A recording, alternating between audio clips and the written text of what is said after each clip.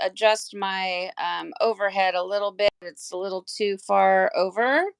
And we'll see if we can get some people to come in here with us. Um, and then Kelly, thank you for being here with us because you're saving our hash right now. I'm sure I'll do my best. Well, if you weren't there, I don't know what we would do. Okay, so and I have to remember to set the comments to all and not top comments or whatever. So let me see here. Okay, so can you guys still hear me? Yeah. Okay, good, because I don't hear anything on your end. All right. So up at the live chat, I'm gonna pick that little arrow down with the 3 lines, and I'm gonna set it to all messages. The crafty Cuban is here, and Greg is also here. Greg, I know you're not feeling good, so I'm happy that you're able to just at least join in and listen and participate. So I do want to apologize that we are late. We were having some technical difficulties, just connecting. So I do apologize for that. But we're in now, so hopefully we can get things to run pretty smoothly. This is my shirt from last week, and that is Scott's shirt from last week. Now I need to go and run and grab my supplies really quick. So I'm going to step away, and we have Kelly. Kelly's in the house. Scott Walker from Kelly and Scott from Rad Dyes are here. I'm going to step away real quick. I'll be right back to get everything I need. Okay, as you guys know, we are having some our connection. So definitely let us know. We've got a new setup going, but just let us know if like we start cutting out or anything gets weird. Please just make a comment. I'd appreciate it. Yep. Bill Britton. Hello. So we did this this design. What were we calling it? Funky pleat, or I saw upside down J, which I liked. I ended up doing teal blue, jade green, and bronze. I like it. I like how it turned out. It looks pretty cool.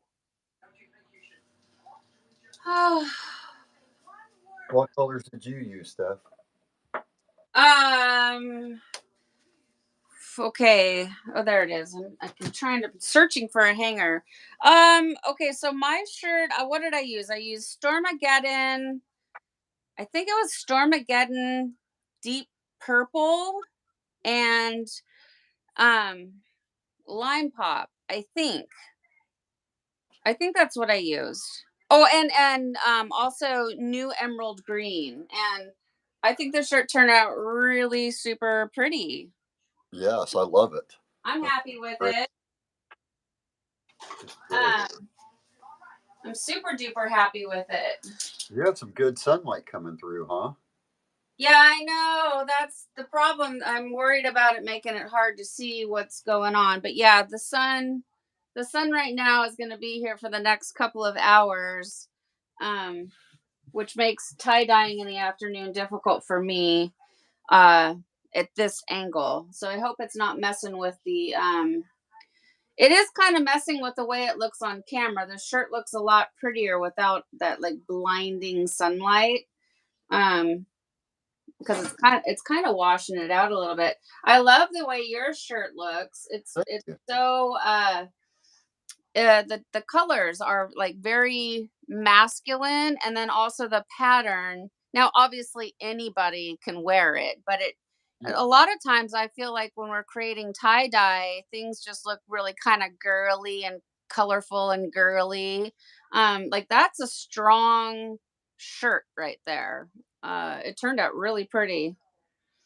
I forgot, what did you used bronze, jade green, and teal blue, and you alternated them like bronze, teal blue, bronze, other Jade. blue, Yeah, I like put that.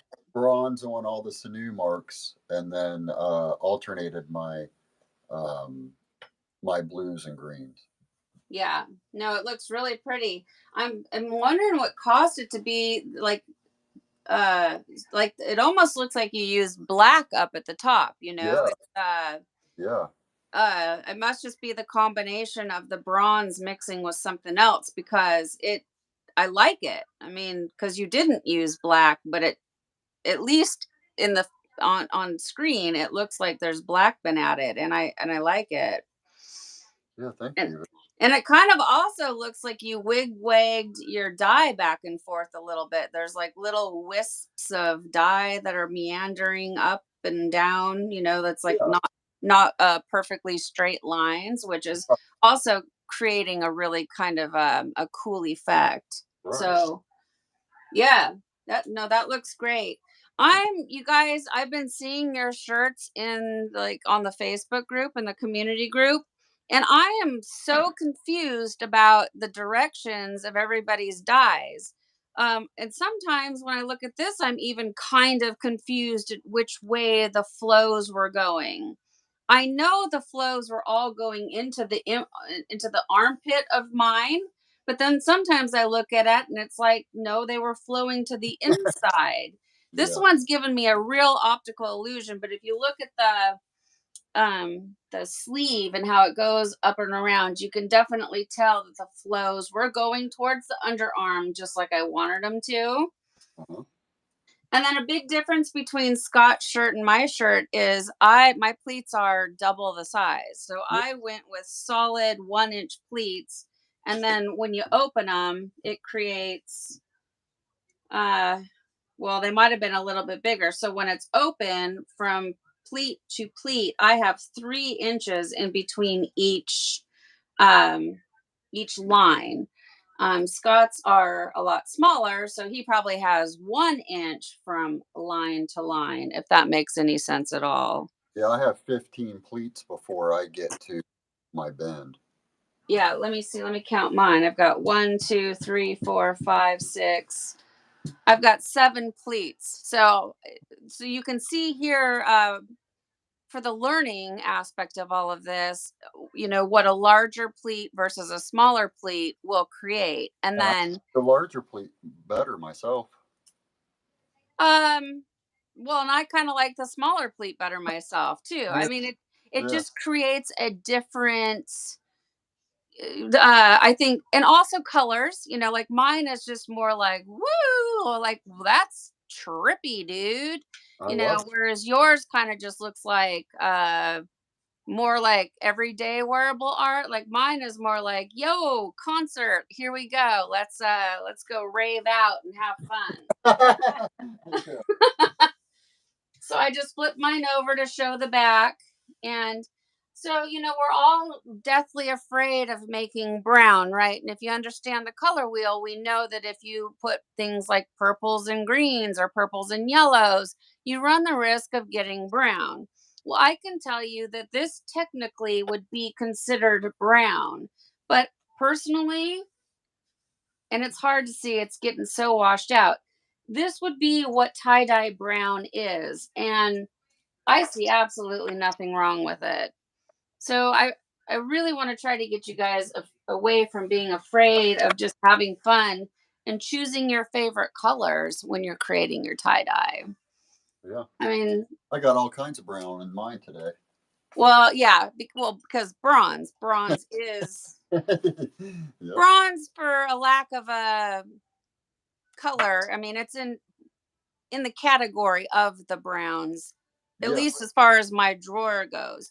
Now, for mine, when I first pulled it out, I was thinking, like, oh my gosh, my Stormageddon turned really, really purple. And then I forgot that I used purple. So I'm going to open it up sideways. The Stormageddon really kind of vanished on this one. And it's actually the gray color that you'll see running up the side, which there's nothing wrong with it. But I almost didn't even need to add the Stormageddon to this shirt. It's not taking away from it, but it really isn't adding a whole lot to it either. So, but that's the Stormageddon running up the side here, which is a really beautiful, soft gray color under ice dye. So, yeah, when you get it really close up to the camera, like you just did, yeah, like, woohoo, look at that. I'm just so confused by that chocolate brown you've got going on, though. Like, where the heck did that come from? So, oh, wait, so you used jade green and teal? Yes. Oh, well, that's where it's coming from. Okay, yeah. So teal blue from Dharma Trading Company is more of a gray blue than it is like when we think of teal, we think of like green blue, ocean green. Dharma's teal blue is a very beautiful, rich, earthy gray tone. So yeah, that brown is your teal blue mixed with the bronze. And that's so pretty. Beautiful. Beautiful. Beautiful. I love it. I love it. All right, let's see who is here. Melanie, Mary, Kelly, Crafty Cuban, Lucille, Greg, Sue, Wanda, Parker Cat. You're funny, Wanda. Oh, Debbie, I love you. You don't usually catch the lives, Deb. Thank you for tuning in for a minute at least. One of these days, Deb, you're gonna have to come over and dye with me. And I think it'd be a fun video to see like, can a real person out in the universe watch my YouTube tutorials and then make a tie-dye video? So you'll have to come. Yes, good. You'll have to come over this summer. You and Jax can make some tie-dyes. Lila is in the house. Yes, with Jax. Okay. Well, tell you the people absolutely can watch your videos and do a tie-dye because we did. That's what Scott and I both did. Yep. True. Good point. No, that is a very good point. And but it would just be fun. Like someone that's really Debbie and Jax have made like tulip tie-dye tie-dyes, type thing, but just come over here, start to finish, play with the Dharma dyes and all the tools and the gadgets, like the microwave splatter guard. I would love to see somebody use it for the very first time and then just have an amazing spiral turnout because it would validate, like, yes, that tool does work. Yeah, absolutely. All right, Deb. Well, I'm going to hold you to it when the weather warms up. Okay, so for today's project, we're going to make a t-shirt. And you still want to do the center burst? Yeah. Okay. So we're going to do I'm we're putting going to do a center burst. I'm putting something up real quick, Steph.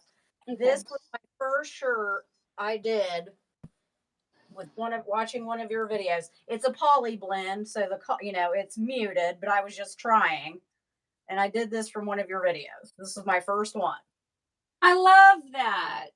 So that Kelly, was, that is absolutely gorgeous.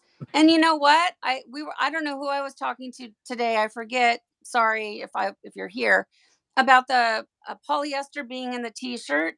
It gives a shirt a lived-in vintage right out of the gate look. Yeah, definitely.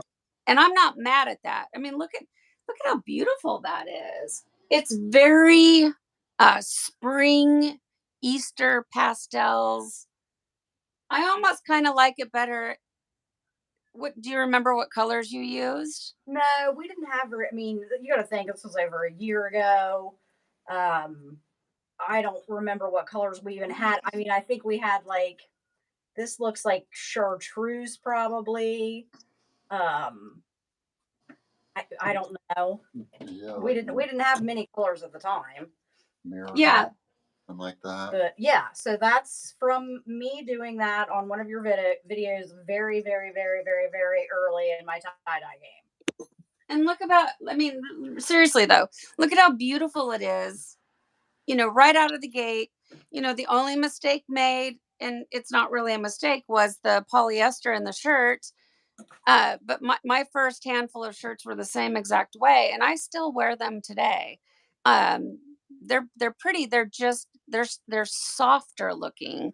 So like if you were to make that same thing, let's say today with lemon yellow, uh, plum, and the third color, it would be so like bright in your face. It's like a totally different experience. I, Beautiful. I love that. I love the fact that you watched a video and that is what you made, and that makes me so happy. Yes. Oh, Dylish, you're not too late. We're just getting started. We had to work through some technical difficulties. So thank you for sharing that, Kelly. I think that was fantastic. Because it's actually very hard, at least in my opinion. For me, I find it very hard to create pastel tie dyes because the dye is so strong. um you can pull it quicker and you do all these techniques to make the pastels, but they're never really a true pastel. So I thought that was gorgeous. But yes, Okay. Scott had been tie-dyeing for a little while, and I would like sneak down here when he was like early in the morning when he was sleeping, and I'd like try stuff. So I didn't want to like mess with his shirts because we didn't have much of stock at that time. So I was like, I'll just use this. I knew it would mute out. I mean, I knew enough that it would be, not full color, but I snuck down by myself and watched a video and did it. And I was so pleased with myself. I went disc golfing and came back, and you were like, Oh, is that what it was? I just did my own shirt. I couldn't believe it. It looked so Well, good. I'm so pleased with it too. Like I'm like seriously. And I remember like the first shirts that I did, I used the kit from Michael's craft store, and it was the jacquard kit, and it comes with just the three primary colors. And I made two spirals after watching all of Mr. Tie-Dye's videos and all of Fun Endeavors, Angie's videos, and like just obsessed over it. Got the kit, and then when I opened those two shirts up, which they're by no means perfect, but something went off in my brain, and I just went, "Oh, I've got to make more." So, it's. I mean, you either love to make tie dye or you just don't. And for those of you that make tie dye, I think you all can kind of share in that experience that, like, oh my God, angels came down from the heavens and spoke to me. I love that feeling. Okay, so what we're starting out with is I'm doing a Kirkland brand size large, which I think was the same thing that I just made last time. And we're centering our shirts by it's a sleeve inside the other sleeve technique, but you guys, it's no special technique. We are centering our shirt. Yeah.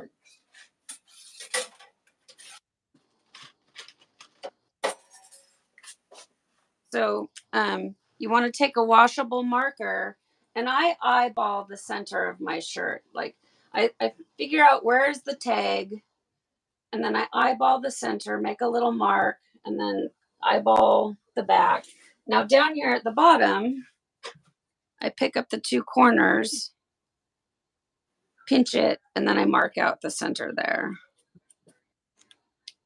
Super easy. Ooh, that sun coming in the window is roasting me. Okay, now I pick up those two marks I just made at the bottom, and I pick them up, pull them apart, and I flop it back down on the table. And then I tuck one sleeve inside the other sleeve. And then I find those seams in the underarm, and I line up and get all the sleeve, everything matching around the cuff of the sleeve. And the shirt is it's been soaked in soda ash it's been soaking all afternoon, and so at least 20 minutes.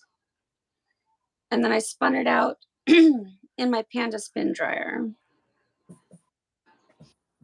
And if you don't have a Panda spin dryer and you can get a Panda spin dryer, I highly recommend it because you can just put the soda ash right back into your bucket. I know I waste a lot of soda ash water because I don't have a Panda spin dryer and I use my washer, and it So goes that and it I goes drain. yeah, right down the Well, drain. smart, but you know, And so, I mean, in time, that can be, like on your wish list of the next gadget to get. yeah. So yeah, I do have videos on my channel about the Panda.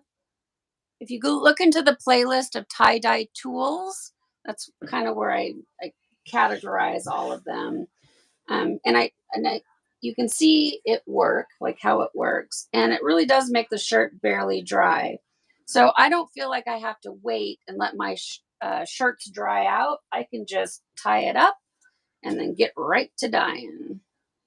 Okay, so what I did is I smoothed out, kind of got everything flattened out here. And then I'm pulling, this is the back of the shirt that's on the table. And then I'm going to pull the top of the shirt over top of that. I kind of like pick it up and I give it like you're doing laundry outside on the clothesline, give it a good snap, like a good shake and snap.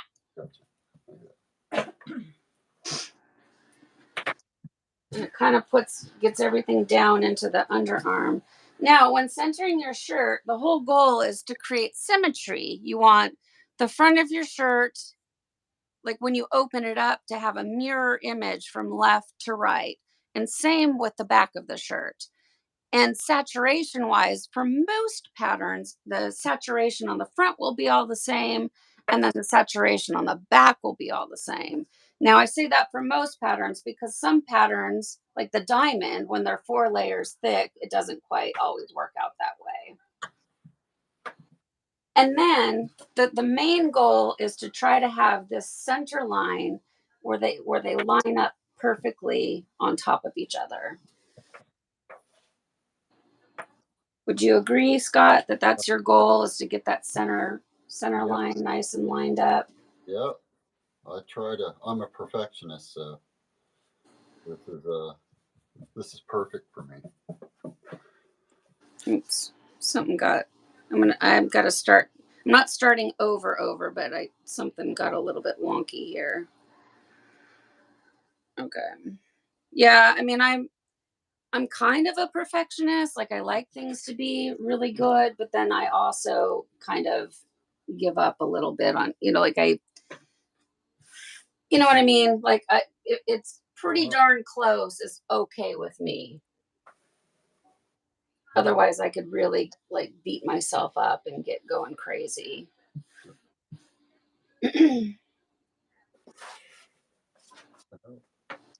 Okay. I appreciate your help. And then you just want to, work with it, smooth out all the wrinkles best you can. Oh, that's perfect. The more you work and smooth, the more the wrinkles come out.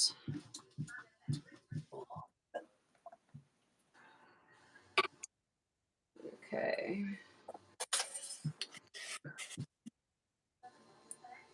So I don't know if you guys saw, Scott did a live video all by himself the other day on his channel. When we're done here, you can go check that out. Oh, Um, and he was a lot more talkative. I guess I talk so much he doesn't I, talk. I don't need to. That's all right. No, well, I would like for you to talk. People would like me to hear your tips and tricks. I talk and talk because you don't talk. So, I will be quiet if you got something you want to share. Like, people are probably wondering what is that tool that you're using, or I use rifle cleaning rods to help center my shirt. I can stick it in on both sides and pull them apart, and it stretches it out and gets it all nice and tight. Helps me center my shirt. Then I can go up the underneath the armpit and get all of that. I mean, this one is sitting about as perfect. I wish every shirt would sit as good as that. It's like a perfect crease inside there, so it really helps me. I mean, you can tell, you can see it. It's like it sits perfectly flat. No, it does. It looks really good. Iron. I wish every shirt centered like that for me. I'm actually having a really, this one is actually doing the same. Like I'm not having a bunch of, sometimes, so what he's talking about is sometimes in the underarm area where the fabric is folded over, you can get like these little creases of fabric. And I'm getting pretty lucky with this one too. If I feel down, I don't have any of that going on. These Kirkland shirts, you guys, if you have a chance to get them, they really are the best. They're true to size. They're a soft style, but they're not a soft style like cheap. Like I love to wear the George brand shirts that you can get from Walmart because they're soft, but they're so thin. I don't know about the longevity, but this Kirkland shirt, it's super soft and it's a nice, heavy, not heavy like hot, but like durable. Um, I love it. Okay, so mine is pretty good, and the sun is like drying things out, which is fine. Ugh. Yeah, for summer I'm gonna have to get a blind up. Kirkland shirts at? Kirkland comes from Costco. Oh, okay. Or Sam's Club, I guess. Yeah, here it's Costco, and they're terrific. Or okay, so if you don't have a Costco card, Gildan Hammer Tea is the equivalent to the Kirkland brand. Same thing. They're they're kind of expensive, but they're definitely worth it. Well, and you can order from Costco because I've done it several times online, and you just have to pay 5% more than you would if you were a member. Okay. I could get a membership, but I well, was just like, if you don't shop there all the time, then there's no sense in it. Closest one's 2 hours away for us. Yeah. So I mean, ours is, kind of around the corner type of a thing. So I'm able to just pop on in there and utilize it. But yeah. So did you hear that, you guys? If you don't have a membership, you can still purchase with them. You just have to pay like a 5% intake or whatever. But that's okay. I mean, 5% is not too bad. You still get free shipping and all that. I mean, so all that still applies even though you aren't a member. Because like when I was ordering Buffalo hoodies, I still got those deals, where they do like if you spend $100, you get 25 off or whatever. It changed all the time. Their online deals, and that still applied even though I didn't have a membership. That's what I was going to ask and say is so when I was ordering the Buffalo hoodies, it was like if you spent $60 or I don't know what, or buy 10 or there was some, if you buy 10, you got $60 off your purchase, which then ended up making the order so affordable. So, even with the 5% markup, it was still really affordable. So I can't wait for those hoodies to come back into stock after summer, because they will. I sure hope so, because I've ordered and ordered and ordered different kinds, and I know they're only women's, and I hate that, but I like to work with. I mean, I don't know. I mean, they look square to me. So like if you did masculine colors, could I had a couple men buy them, but they were shorter statured men because the arms are so short. That's right. Now, you and I are short, so for us it's something I don't think about. Like Scott tried one on, and it was like this on him. Like it'll take you a minute to see, but it was ridiculous. Like the length of the arms on him. And I've had a few women not order them because they said, I have long arms. Can you measure for me? And so I had a few, women not able to buy them because of the arm length. So that is a complaint with some people with the Buffalo hoodies.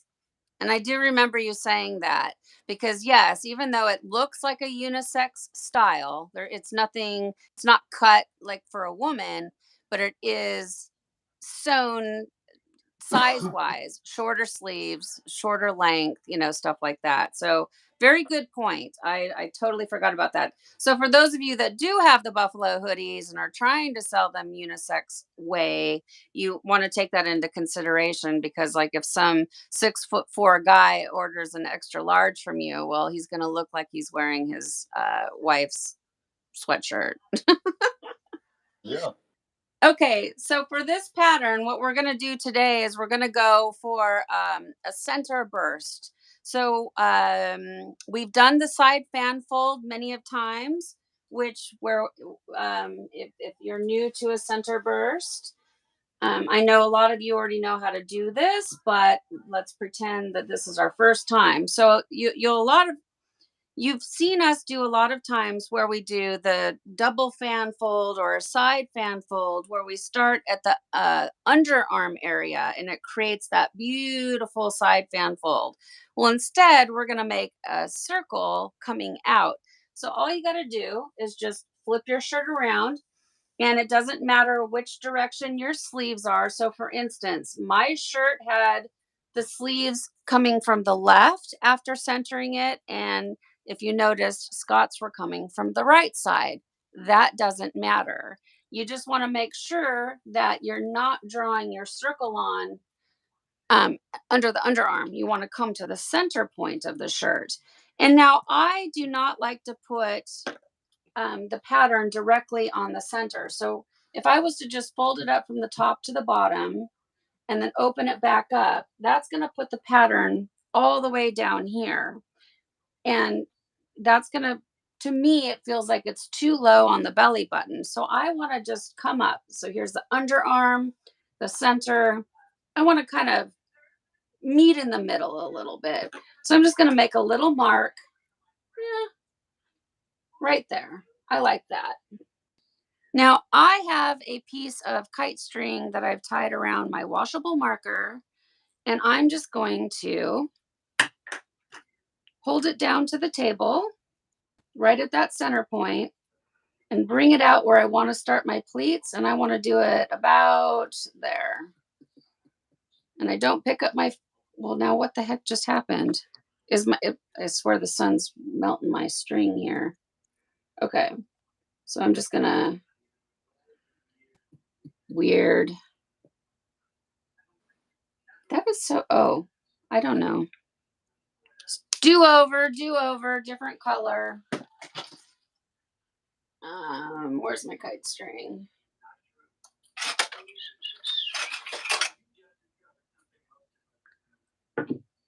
Okay, so I've got my kite string, not that it's going to make a big difference, but I'm just kind of wrapping it around loosely.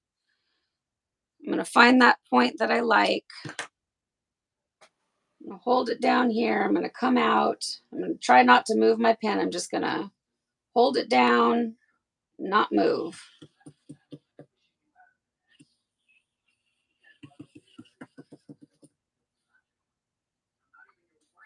Okay, I'm all right with that. So that's the line that I'm going to pleat up. That green one. But just ignore those red lines. Okay. And then Scott, how did you can see how he's doing his. Similar technique there.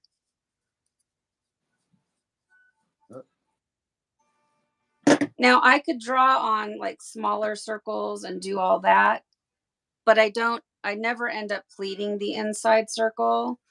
And if you start when you're with your pleating right at the very center point, the pleats when you get out to the end become very, very tall. And I want them to kind of be all the same height. So I'm going to start out a ways from mine, and we'll see what happens. See, mine's not very circular. I wonder what's going on here today with me. I'm going to try one more time. I'm going to pick another. Or one to the shirt. I'm just going to pick. I'm going to pick. I think it's because the sun is roasting me. Because it's hotter with it coming through the window, right? Yeah. It's like magnified. Okay, let's try this one more time. Okay. Okay, here we go. Purple line.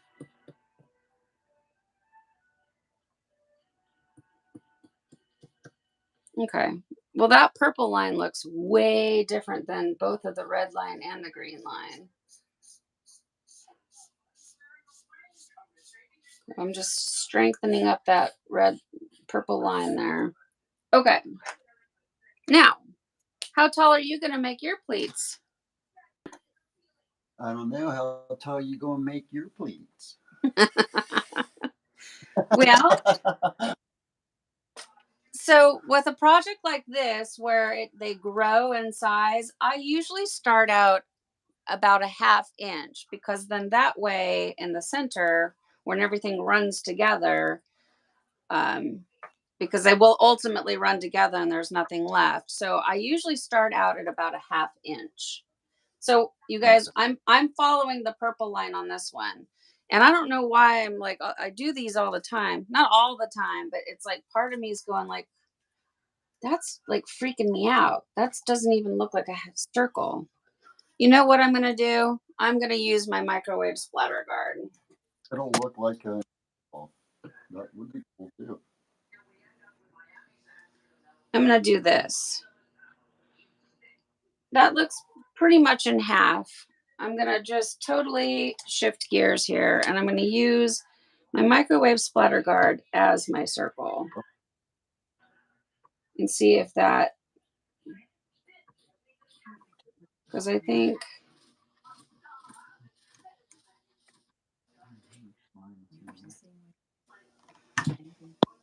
I like that shape better. And actually the purple line goes pretty well. Yeah, so instead of second guessing myself, my purple line is doing pretty well. Like if I measure it out, 2.5 inches, 2.5 inches, 2.5 inches. Yeah. So the purple line, this purple line and this green line are what I'm, if I didn't just confuse you all to completely to the nth degree, well, okay.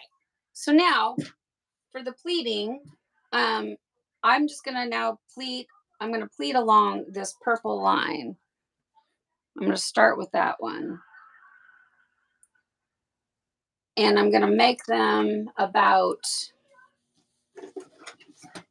I don't know, approximately about a 1/2 inch. They don't. It doesn't matter. You can make them taller. You can make them smaller. Just whatever you're comfortable with. I got so many lines on here now. I'm confusing myself. So I'm starting at the further line out. And yep, that's right at a 1/2 inch. Pick a line, any line. Pick a line. Yeah, well, for me, it's especially. But for me, I'm doing the purple one and then the inner green. And so the goal when you're pleating is you want to try to make all of the pleats the same height, because then they're all going to be the same distance when you open them up. Okay, so Scott, you put a clip on your shirt. What's up with that? I'm trying to just keep anything down here from moving up. So anything I take is going to be from this to here, not, everything is going to. I'm trying to just get everything to go down to my center point. Okay, gotcha. Yeah, you know what? That's a really good idea. I've never done that before. I can try that too. I can copy you. Okay. Good. So okay, that, I mean, that's, well, don't do that. I just sent that clip flying. Wow. That shot like a rocket clear across the whole sun porch. Okay. So I'm going to put a clip down just like he did. Okay. So I copied him. Okay, now that line that we drew on, and focus your eyes on the purple one. That's the one I'm trying to follow. You can push it if that works for you. Sometimes I run into trouble and I feel like if I pick it up and pull it towards me, that works for me.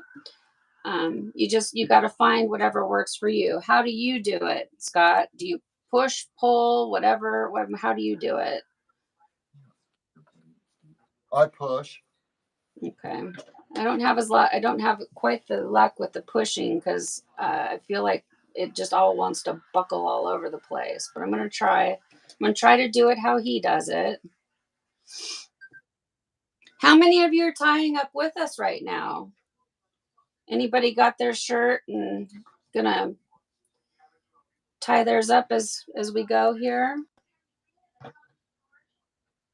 No. No, nobody's tying with us.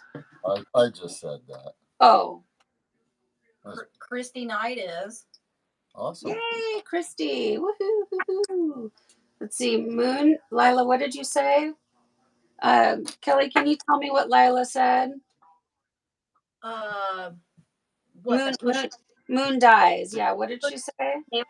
Pushing the tail pleats down in the middle to make 2 pleats is breaking the pleats down, I think. And then Vibrant Die said, let's say you have a total of 20 pleats on the first semicircle, you would turn those into 40. The further out you go, the easier it will be to break them down because you have all the extra fabric. I think they were just like discussing where's the clip and like what was, Oh, okay. After that. Yeah. So, okay. So I think I'm understanding. So on this particular project, I'm going to try from the center point all the way out to have one continuous pleat. Now, a lot of you have seen me in the past break them down and make secondary pleats. For this one, I'm going to try to just make it one continuous pleat. So for me, the reason why I started further out on my lines is because if I started in the center, they would just grow taller and taller and taller. And then it kind of makes it harder just to band up and dye and get saturation. So I try to find like a happy medium. Now, in the past, I have done these with rubber bands. I have done them with kite string. How are you going to tie yours up? I never thought about it. Okay. Never thought about it. So, I'm going to be dyeing mine in the gutter like I normally do, which and on an incline, which creates those flows, which is going to create a center burst with rubber bands or kite string. Now, if I use sinew, it's going to break it up a little bit and create additional not contrast, but kind of like contrast. It's going to break the flows up, which creates a pattern within a pattern type of a thing. So,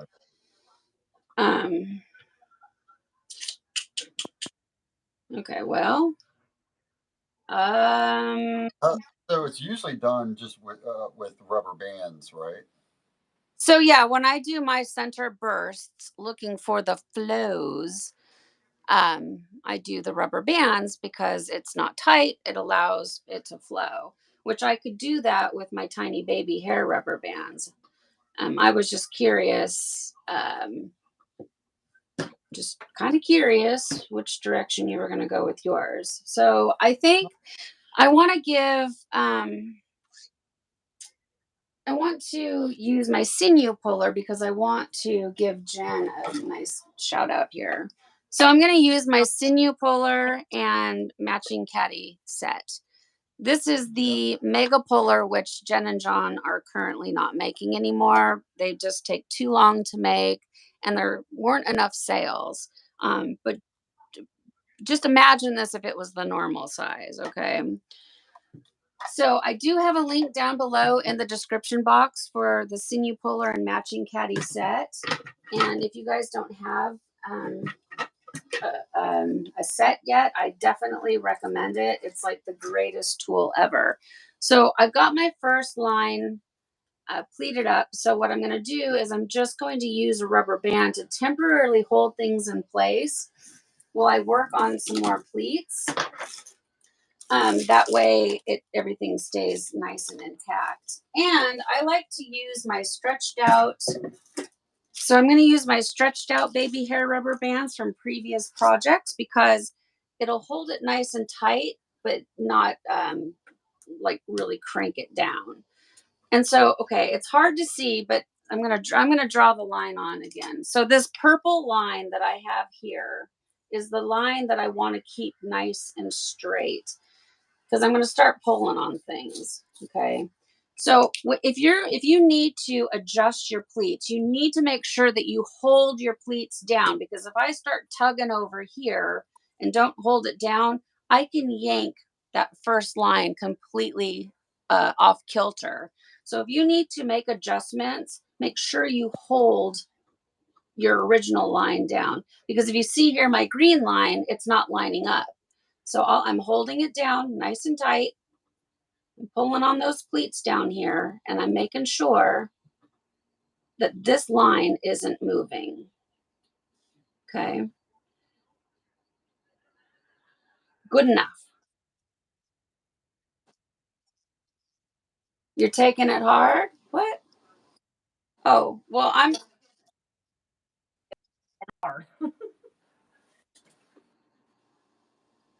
well, it's looking good. See, that's a difference between Scott and I. You know, Scott is, and that's why his shirts look the way they do, because he makes sure that every pleat is perfect. I try to make them as perfect as possible, but I also say, yeah, that's okay. It's pretty good. So, I mean, that's the difference between really taking your time, and not that I'm not taking my time, but you know what I'm saying. Like, Scott's really taking his time. And how tall are your pleats? Do you know? Because are they smaller than mine? Smaller pleats are harder to do. Now, these are the pleating tools that you can get from boredomwithjen.com, and I highly recommend them.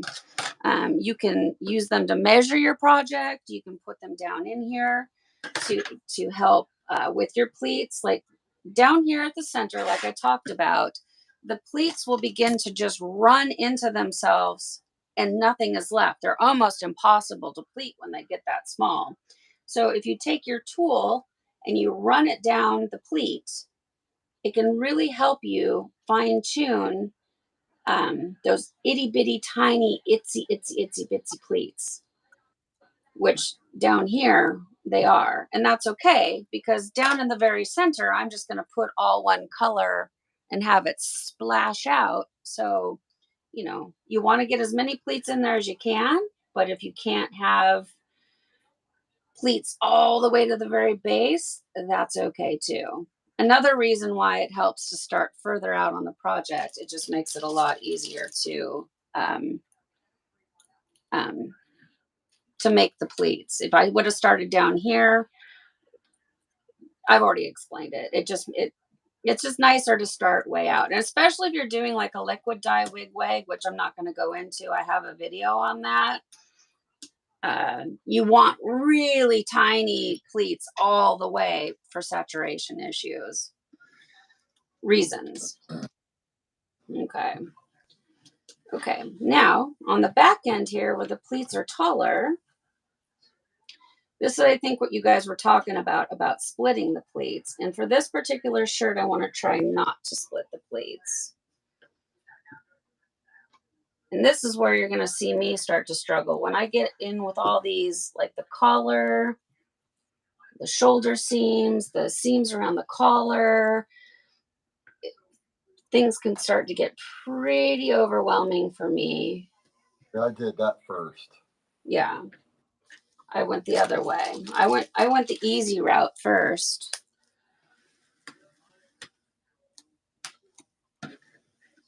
So for instance, all this tall fabric, if you wanted to, if it was really giving you a hard time, you could just raise up and split that pleat. And then now see, I've got the main pleat. I split my pleat, the main pleat. but I don't, I want to try to make this continuous. And if I can't, then I'll split the pleats. But you know, if you just find your pleat, keep working on it, and make sure I'm going to start tugging. So I want to make sure to hold down my initial pleat. I don't want to alter the height or the direction or, you know, make my line all wonky. Ask them what brand your shirt is. Is it a Gildan heavy cotton? This is a Gildan heavy cotton, yeah, extra large. Okay. So, yep, see, Scott's using his tools, his pleating tools from boredomwithjen.com. His are green, mine are purple. They come in all colors, you guys. Any color that she can make a caddy set in, she can make the pleating tools in, you know, if it's still available to her, if she still has the color in her arsenal. So again, I'm coming here to my pleat. Instead of getting ahead of myself and working way out here, I'm coming back in. I'm going to work on those pleats where they're still the same normal height, and just work on them. You know, pleating is not my forte. It's not something I enjoy greatly. Okay, it's a little wonky in there, so I'm going to pull that a little bit. Okay. Those look, well, that one's much taller than the other, so I'm going to hold that down. See, I'm pinching really hard on my original purple line, and I'm kind of forcing those pleats to shorten by yanking on them, but I'm squeezing the heck out of that first purple line. Okay, good. That worked really nicely. Now, oh, here's my stretched out baby hair rubber bands. Mine tacoed, but I saved it. Oh, it did. I see. I'm not watching because I'm heavy. I'm heavy in my pleating. Why do you think it tacoed? What's going on? What happened? It's wide, and I pushed down close to the bottom, and it tacoed. It tacoed. Actually, opposite taco. Bink. Like it concaved on itself. Yeah. Goodness, I was able to save it. Yeah, thank goodness, for sure. That's like the most frustrating thing ever. So I think Scott's pleats are just a lot smaller than mine. So his is also going to be probably twice as wide as mine. You know, like width wise this way, which does help with saturation if you have a nice wide project, because it seems like it's less layers to go through. 19. I don't. Tuesday. It is Taco Tuesday. Oh, it is Taco Tuesday. Yeah, good point. Well, there you go. See? Okay. So I'm pretty happy with the way these look. I always kind of feel like after pleating for a while like this, I start to kind of get to like where it's like, meh, I don't care. It's the sleeves, whatever. But you do want to try to, you know, keep it together the whole way through if you can. Okay. Oh, I'm burning up. It is so I'm gonna step away for just a second so I can open the back door and get a little air in here. I'm like roasting. All right. Yeah, that was Moon Dyes with the Taco Tuesday joke, Nice. which is hilarious.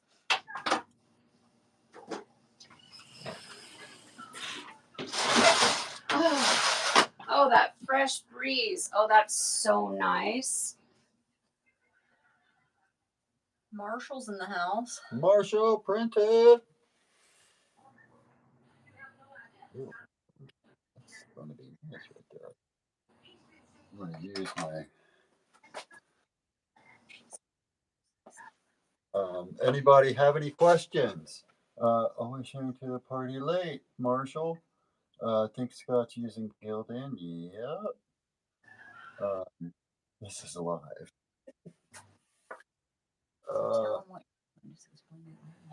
So I don't know. I'm just getting my center pleats together here. I'm using, I'm going to use these tweezers I have right here. I don't know what they're called. I just call it, I'm always like, where's my paddle tweezers? They just look like little paddles to me. So Bonnie wants to know, will it mess the shirt up if I just push my pleats down, like double them? Huh, what's that? What was the question? I wasn't here. Will it mess the shirt up if I just push my pleats down and double them? Okay. Will it mess the shirt up if I just push my pleats down, double them? So Bonnie, like, what do you mean? Like, okay, I'm gonna do it now, and you tell, like, if I just smash my shirt, or are you talking about like if you push them and they kind of then flop over on themselves? I mean, yeah, it's gonna change the way your shirt looks. Like if I like rolled them and pushed them, I mean, it would change it.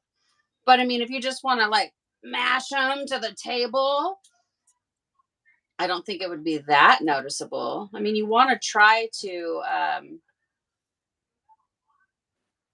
will it mess up the shirt if I just push my pleats down, double them? Try it again, Debbie.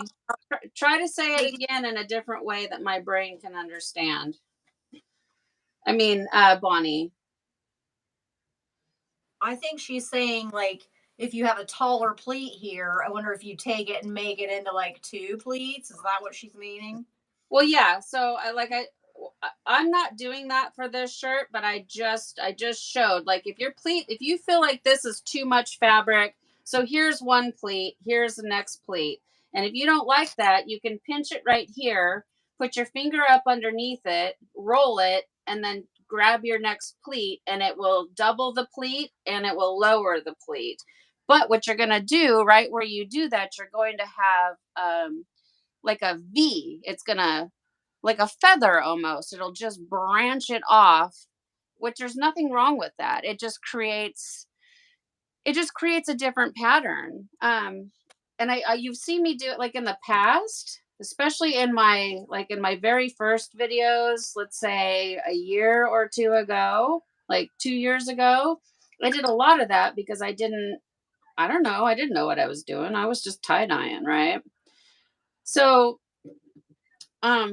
yes, it will change the look, but it's not going to change it into like something bad. um I don't know, I'm probably not answering that very well, No, but I got it. I think she's got what.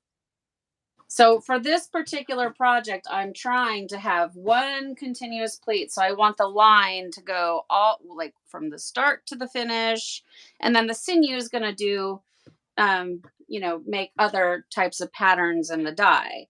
But I want the pleat to be start to finish. So here's the real secret.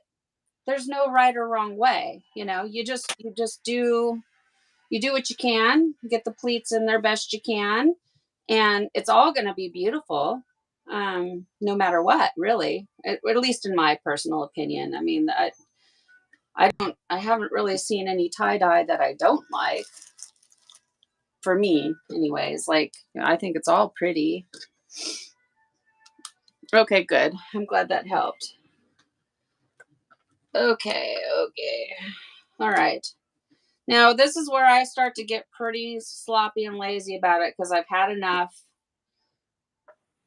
I've been at it now for a while, and down here at the end, because like if you look here, this pleat right here, this pleat that's running from here all the way right here is now at the back end, where it once started out at a 1/2 inch, is 1.5 inches tall. Okay.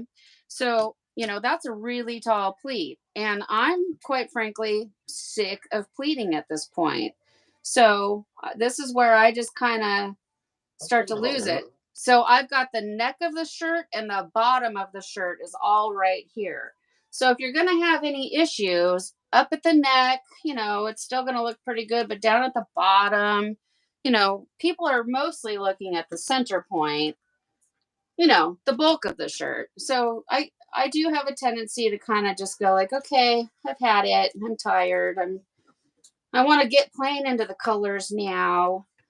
So again, I'm going to hold down my center here, and I'm just going to kind of tug a little bit, and I can make the pleats seem a little bit smaller just by pulling on them a little bit. And I do kind of lay down a little, but remember, I'm holding on to that first line so I don't alter that, because that's your pattern. Okay, now I'm just going to put a rubber band here, and when I get down with the sinew, I can work on them a little bit more. Okay. So Scott's shirt is like completely different. I mean, his pleats from start to end are probably all exactly the same height. I don't really know how he does that, other than he must just start with them really small and they just keep that way. If you look at my shirt, it starts out here at, what is that? That's a 1/4 inch. And then now there's about a 1/2 inch, half inch,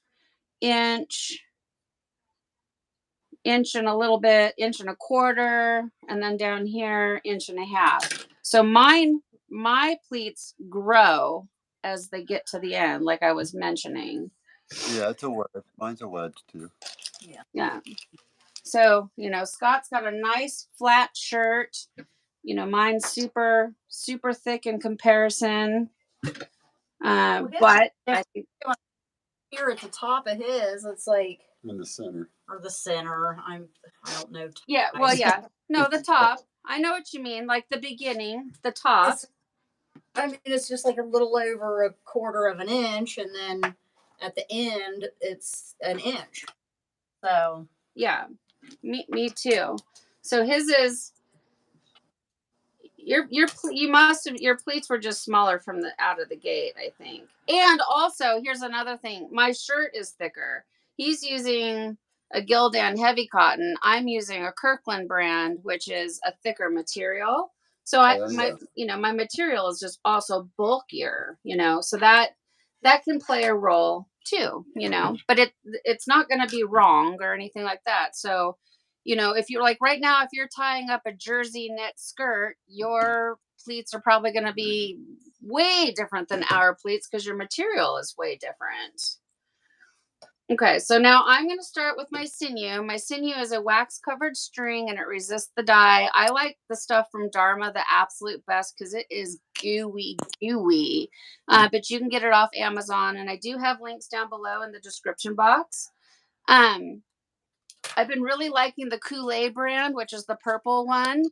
It's more expensive, though, than the Treasure Gurus, but they're both equally fine. And I was asked, does it matter what color you pick? And the answer is no. I have not had any issue with the purple creating bleeding or anything. How about you, Kelly? I know you got the purple. Have you noticed any? Not at all. Yeah. No, nothing.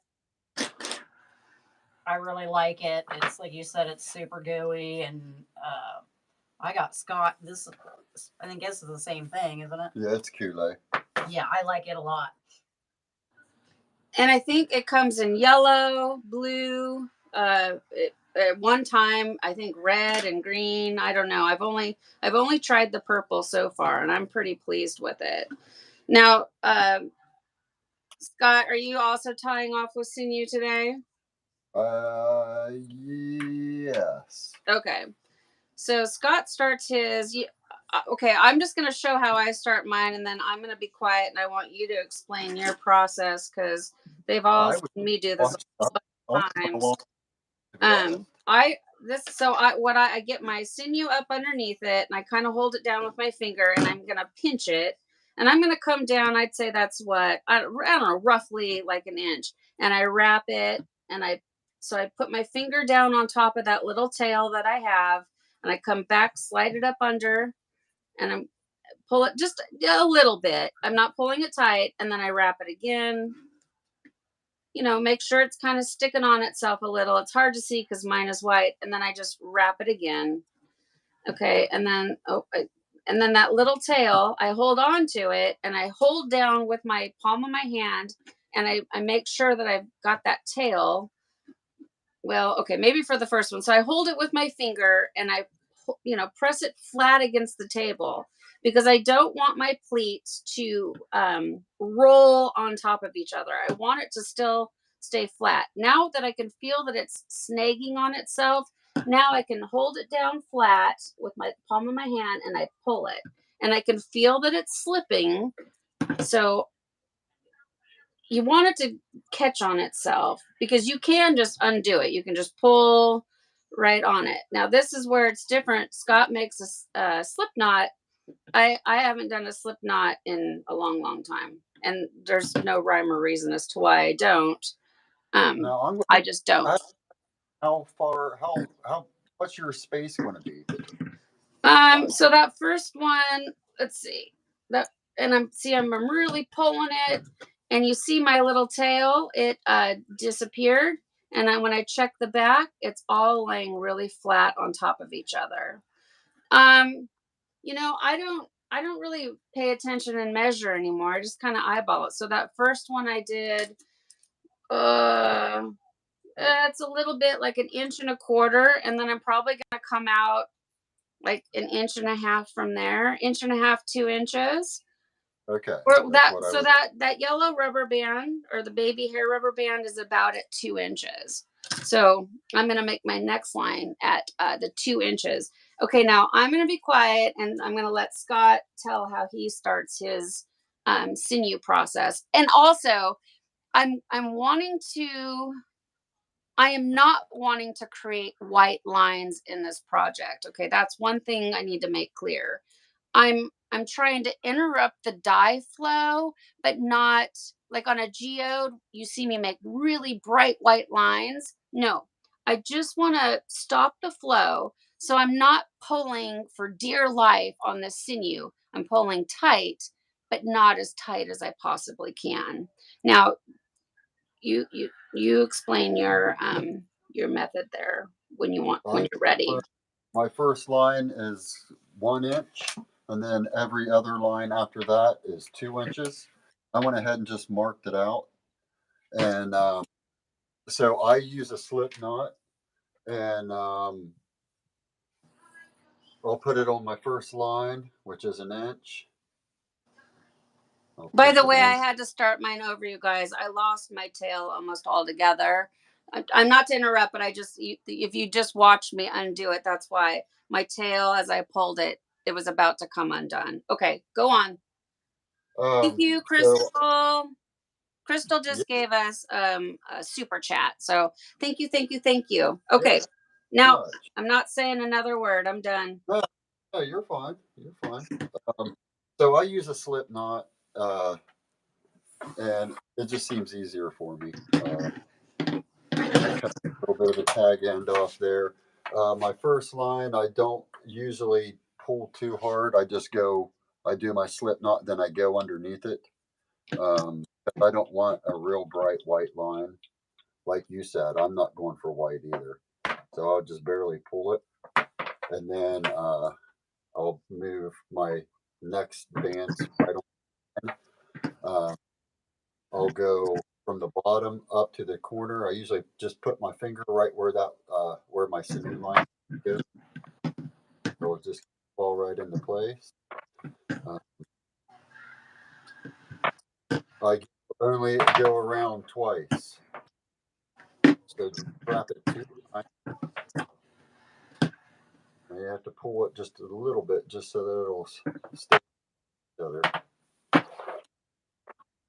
All right. And then I'm going to use my ruler. I put it over top of the line and pull it. That way it doesn't go over on itself. Just like that. So it stays nice and flat. I don't know if you can see. Yeah, it stays nice and flat, and the roller seems to help everything from going over. So I'll do one more, go up, put my finger right about where the line's going to fall. Wrap times. I have the hexagonal sinew puller.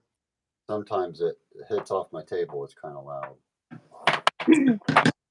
Yeah. So Scott's sinew pullers, it's the no roll puller, and it has like a hex nut top, like this one here. Like if you look at mine here, this is the rainbow hex puller, and it's super awesome, and it doesn't roll. Whereas So the one I'm using right now is the traditional style with the little round um, ends. And I love both of these.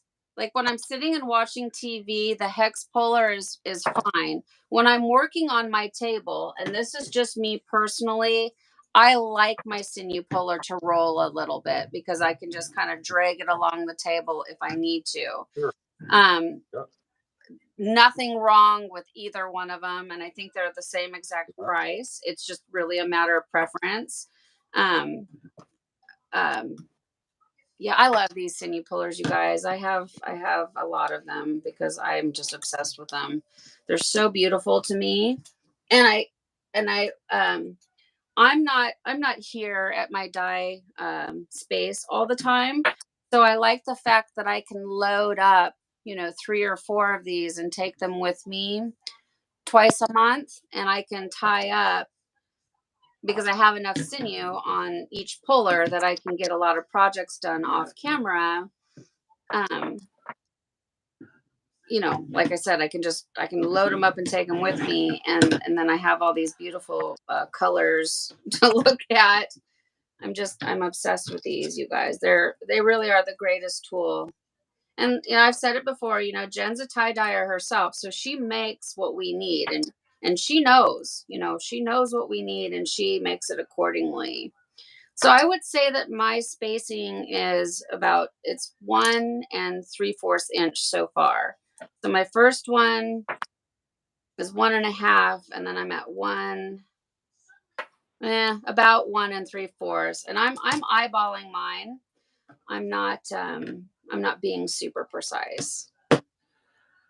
I'm just kind of going for it. And I'm pulling nice and tight. And again, when I pull, I'm holding it down flat with my palm of my hand, whereas Scott is using his ruler to do that as well. So if you don't have a ruler, you can use the palm of your hand to achieve the same thing. And what that's doing, instead of like when you Yep. pull on your pleats, if you don't, they can roll over top of each other. You don't want that to happen. If it happens, it's not the end of the world. But you want everything to stay as flat on top as possible. So, and Yeah. again, And I just put cinches. I'm not, like you said, I'm not really giving it a good, real hard tug. Um, I just pull it till both of those lines cinch. yep, So the beneath, it's not going to be a whole lot of white. It's going to be white up here around the where it rolled over edges and stuff. You'll white lines, but exactly. down here, middle, you're any of that. And so that's exactly right, because the shirt is so thick. So, if you think about it, I mean, you could pull on this till the cows come home. This thing is mine is it's about 2 inches wide. There's no way that these 4 or 5 or 6 inner pleats are going to be able to have white sinew lines because it's so thick. Um, so the only places that could and might have white sinew lines would be this first pleat and this last pleat, and maybe the very tip and the very bottom. But that's not what I'm going for here. I'm not trying to have those, like like I said, like the geode type white. And then you might notice how I'm kind of holding my finger underneath my slack line, because if you pull really tight, you could create a white diagonal line from sinew, from wrap to wrap. I was gonna call it a node, like a geode node.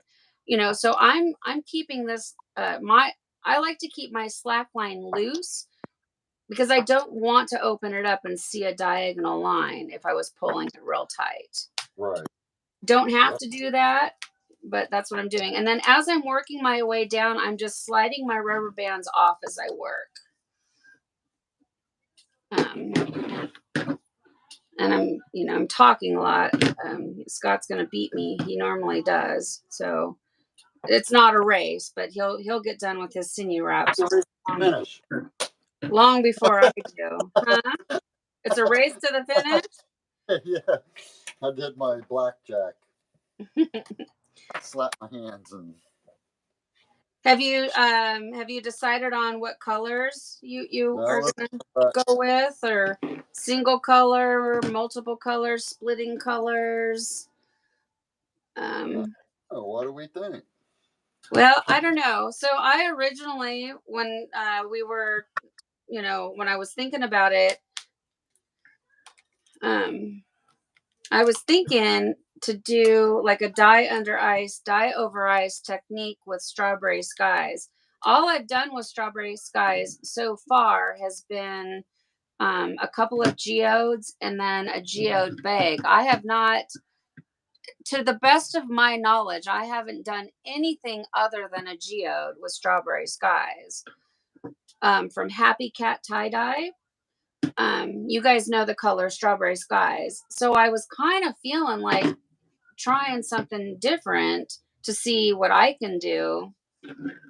I mean, you guys would probably know better than I have if I've shown any Strawberry Skies. I think I've only done geodes with it. And this would be a fun, like something completely different for me to see what the color is capable of. Okay, so I have a question from a newer dyer. Okay. I think it's Christina. I hope I'm pronouncing that right. If not, I'm sorry. She said that in her experiments that she's done so far, she's getting a lot of white space, and she's curious how to avoid that. So I wanted to kind of get that question in before you guys add your dye. Okay, so white space. More better color. Let's see. Okay, Stina, are you doing ice dyeing, liquid dyeing, both, all? Or, what is your method? Just give me a little more information. What kind of dye are you using? Stuff like that. Because white space is not necessarily a bad thing. But I get what you're saying, because especially when you're new, you want to see that saturation. I get it. So, liquid dyeing right now. Yeah. Okay. So, if you're liquid dyeing and you're having a lot of white space, well, I mean, frankly, you just need to add more dye. That and inside your pleats, and you can see your saturation. From what I mean, I don't liquid dye, but I know liquid dyers that do, and that's what they just open their pleat up with a tweezer or whatnot, look in, and because some of them just want to go halfway through and then flip it over and do the other half, and you can kind of you can tell. But 100%. So Scott's sorry, I cut you off. Sorry. No. Scott's absolutely right. Checking. So I mean, I just gave like the blanket answer: add more dye. But Scott's right. So you've added your dye. You've flipped the project over. You've added the dye. You've let it maybe sit for a couple of minutes so everything can kind of rest and kind of get to know each other a little bit. And then what you do is you just open up your pleats. And I don't mean open it. I mean, you get down, you peek in, and you look. And if you still see white, then you need to add more of the liquid dye. And you can also, because we're ice dyeing this, so we won't be doing that, but you can gently kind of squeeze your project a little bit to sort of help get that dye down in there. I know that a lot of liquid dyers will dye their project dry, because think about a sponge, right? So if the sponge is damp, like a shirt is barely damp and the sponge is barely damp, it can kind of seep and soak in. But a lot of people will also like to do a dry liquid dyeing, because that dry center is going to want to like and suck up that liquid. Now, I don't like to liquid dye dry because it just rolls off. So white space with liquid dye, unfortunately, is not the easiest thing. You just are going to have to add more dye. Sounds like, huh? And play around with it, and I remember when I first started dyeing out, and you can go back and watch a lot of my beginning videos, and when I do the reveal at the end, I will say like, oh, I'm super bummed out about the white space that left in the shirt. I have come a long way, and a little bit of white space is okay because it showcases the color. I mean, it depends on the pattern. So don't be too hard on yourself, first of all. Try it again, like do the same thing you just did, and then just change it up a little bit.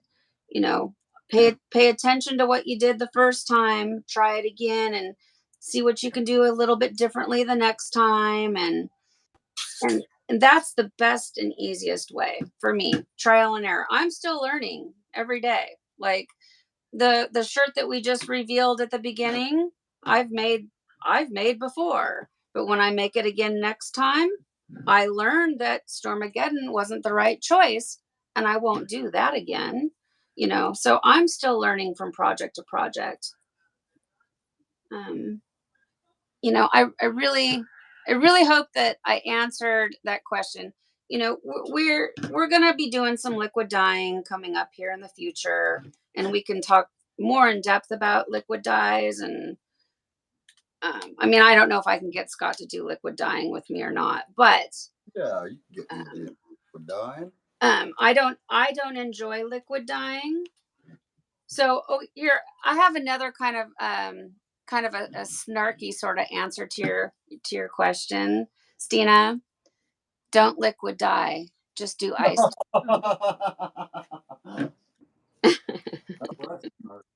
I know that's not the answer anybody wants to hear, but Stina, once you try this ice dyeing method, I've been really. It's like it's hard pressed to find anybody that's done an ice dyeing, this type of style, anyways, and said, nope, I like it better in liquid. There are definitely certain patterns, like a wig, that they really do look better. Okay, they don't look better, but they look like how the pattern is supposed to look with liquid. So some patterns do work better with the liquid. But there's just something about ice dyeing and seeing the color splits and the variations and the depth, and you just don't really know what you're going to get for sure, and every project is different. It's something so magical about it. I'm hooked. I'm obsessed. Me too. Me Me three. Yeah. I am. I appreciate it. That's why I do it a lot. That's about. Okay, so if you're asking specifically about the wig, which we'll have to do a live video on the wig.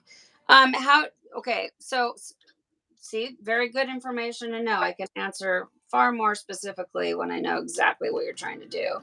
So with the wig, which essentially is exactly this fold. So how we pleated this up in the beginning, I don't know if you've been here the whole time, but we literally just tied up a wig pattern. Now our dye placement is going to be different, so it's going to look different. You must, in order to achieve no white space without doing fancy, what's the right word? Like when you're a beginner, you're a novice. Okay, so you're still in the beginning stages. So you need to make really tiny pleats. That's the only way to get a good saturation on a wigwag. Now, after you've been tie-dyeing for months and you've kind of figured out just tie-dyeing in general, then you can start to alter the way you process things. Things like flushing it with hot soda ash water or the hot water irrigation method.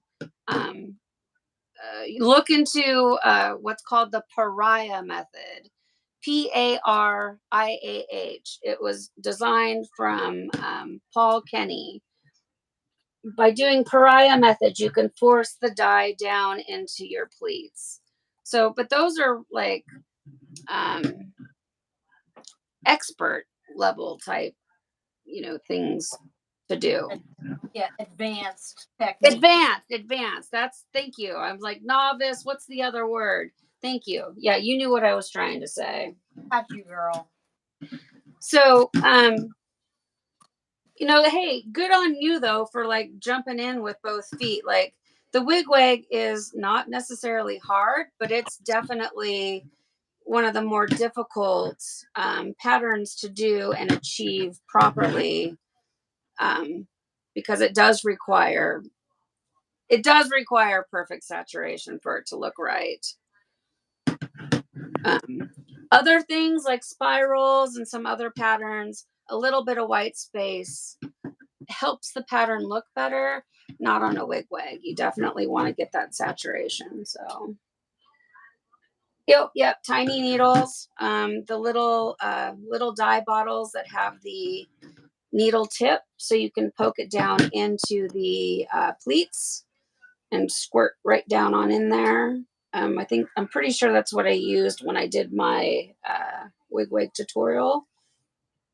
And the links are down below in the description box for those little bottles. So yeah. Lila, you haven't done a wigwag? Well, I'm telling you, you're not missing much. There, like for instance, okay, so here, we're not making a wigwag, so I'm going to get off the topic. But for instance, if you were to wigwag this shirt with these pleats that, what did I say they were? Like 1.5 inches. I mean, good luck. Your saturation is going to be an absolute nightmare.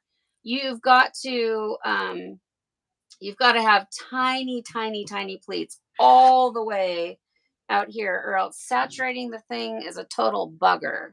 So,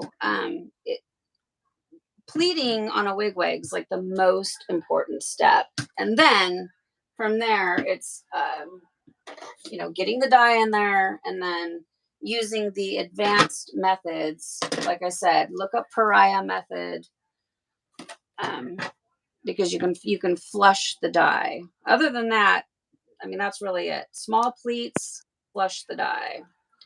Now, I've got a huge tag right here. I mean, it's just like flopping in the wind. It's a big flag of fabric. I'm going to use my tiny baby hair rubber band just to hold it down. And I'm going to look.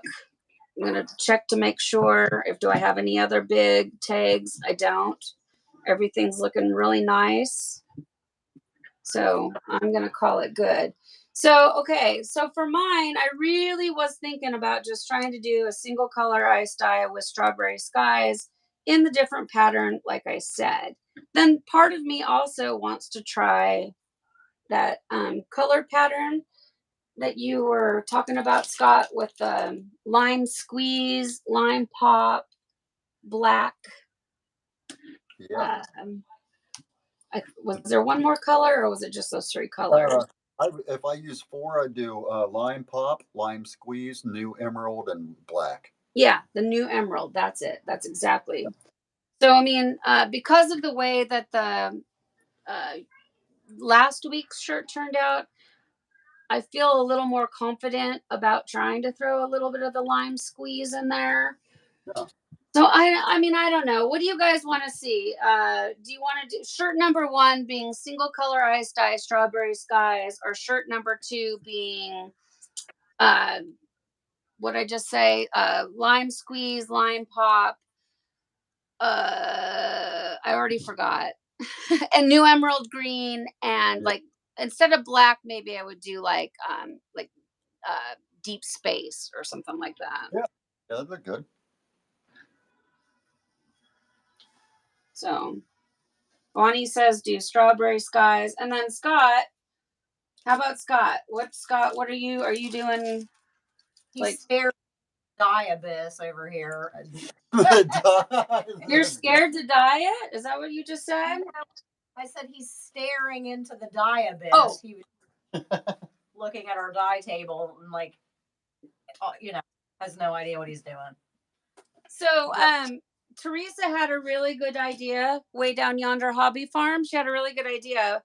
Well, she was kind of going crazy with her ideas, but she was like, how about if we tie dye blindfolded? And I'm like, I don't think I can do it blindfolded. But it was a really good idea about, not on this project today, but in the future, blindly choosing the colors. I do that with my spirals. Oh, you do? I've never done it before. I stand facing back, and I just grab behind me and grab colors, and I'll grab like 9, 10 colors and throw them in there. But if I grab browns, I try not to throw them in. Sorry. Bless you. Bless you. Bless you. So, what do I want to use? So I have six actual drawers of dye. So I do mine in the order that Dharma has them listed. So at the top it starts with the yellows, oranges, then the reds, and then the purples, because of the way they fit. And then my second drawer is all blues and green, or greens and blue, or blues and greens. And then my bottom drawer is all the sort of obscure colors like the blacks, the grays, the browns. And then I've got my special order dye drawers, which same thing. Even though like the special order list is all jumbled up, but I've categorized them same way. So like reds, blues, greens. So I think I could. I'm not going to do it on this one, but I could pull it off because I think it would be pretty. So 3 colors would be, good. Like it almost be like a rainbow, So I like that idea. In the future, I'm willing to go like just roll the dice. Whatever I pull out is what I'm gonna make. Not on this one though. I want this one to be pretty. So let's see.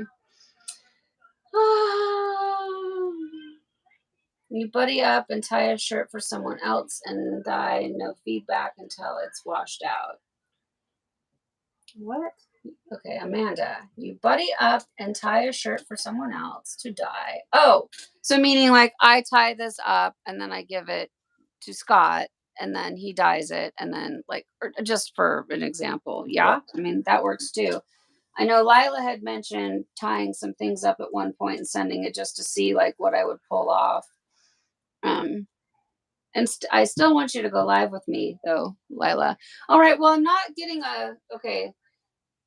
So I'm seeing number 2. So far not a lot of people are giving very much feedback as to what they want to see me dye. How about for like Scott, single color? I mean, I want you to make your shirt whatever, but Scott, do you have any idea which direction you want to go? Oh, I have a new color, Aster. Ooh, that's like a purplish blue, I think. Yeah. Maybe Aster. How about Aster and blue violet? Who makes Aster? Color? Yeah. Okay. Who does Aster? Is Aster from Dharma? Yes. Yeah. Oh, no, it's ProChem. Oh yeah, I've never seen that one. So one thing to keep in mind with blue violet will split down into turquoise, right? And Aster is like a purple turquoise color. Just contrast wise, I don't know if you'll have a lot of contrast. But I think it'd be super beautiful. That's Aster.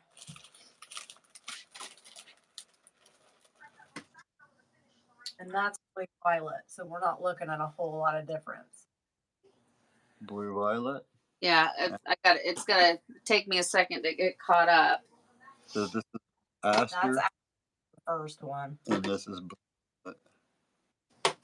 Okay, give it one second for the thing. Okay. Okay, what that's Aster? This is Aster. And then this is Blue Violet. They're basically identical. Don't do that. Yeah. No, I didn't know. Yeah, I like that idea. Scrunchies for swatches.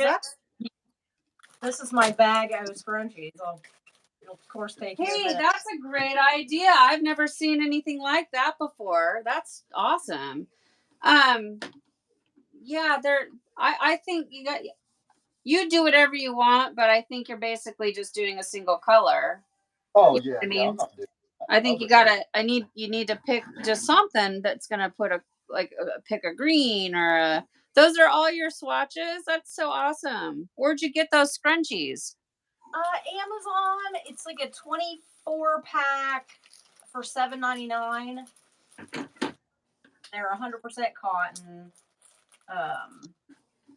I like that idea because I'm gonna have to swatch out when I get really super serious about the special order swatch list, and then as I move into pro chems type swatches, I have to make like a liquid swatch versus the ice dye shirt, and I hate cutting up the little squares of fabric. So that would be a really good way to make swatches without having to cut stuff up. Thank you. Yeah, Great idea. Great idea, Kelly. Like 38 cents a piece, I think, is what I calculated them at with tax and everything. And bless you. That's I'm not trying to cut stuff up and stick it in cups. So with these, I just flatten them out, tie them with sinew, them, and boom, there you've got your swatches, and then you can sell them, or like I give a lot of them away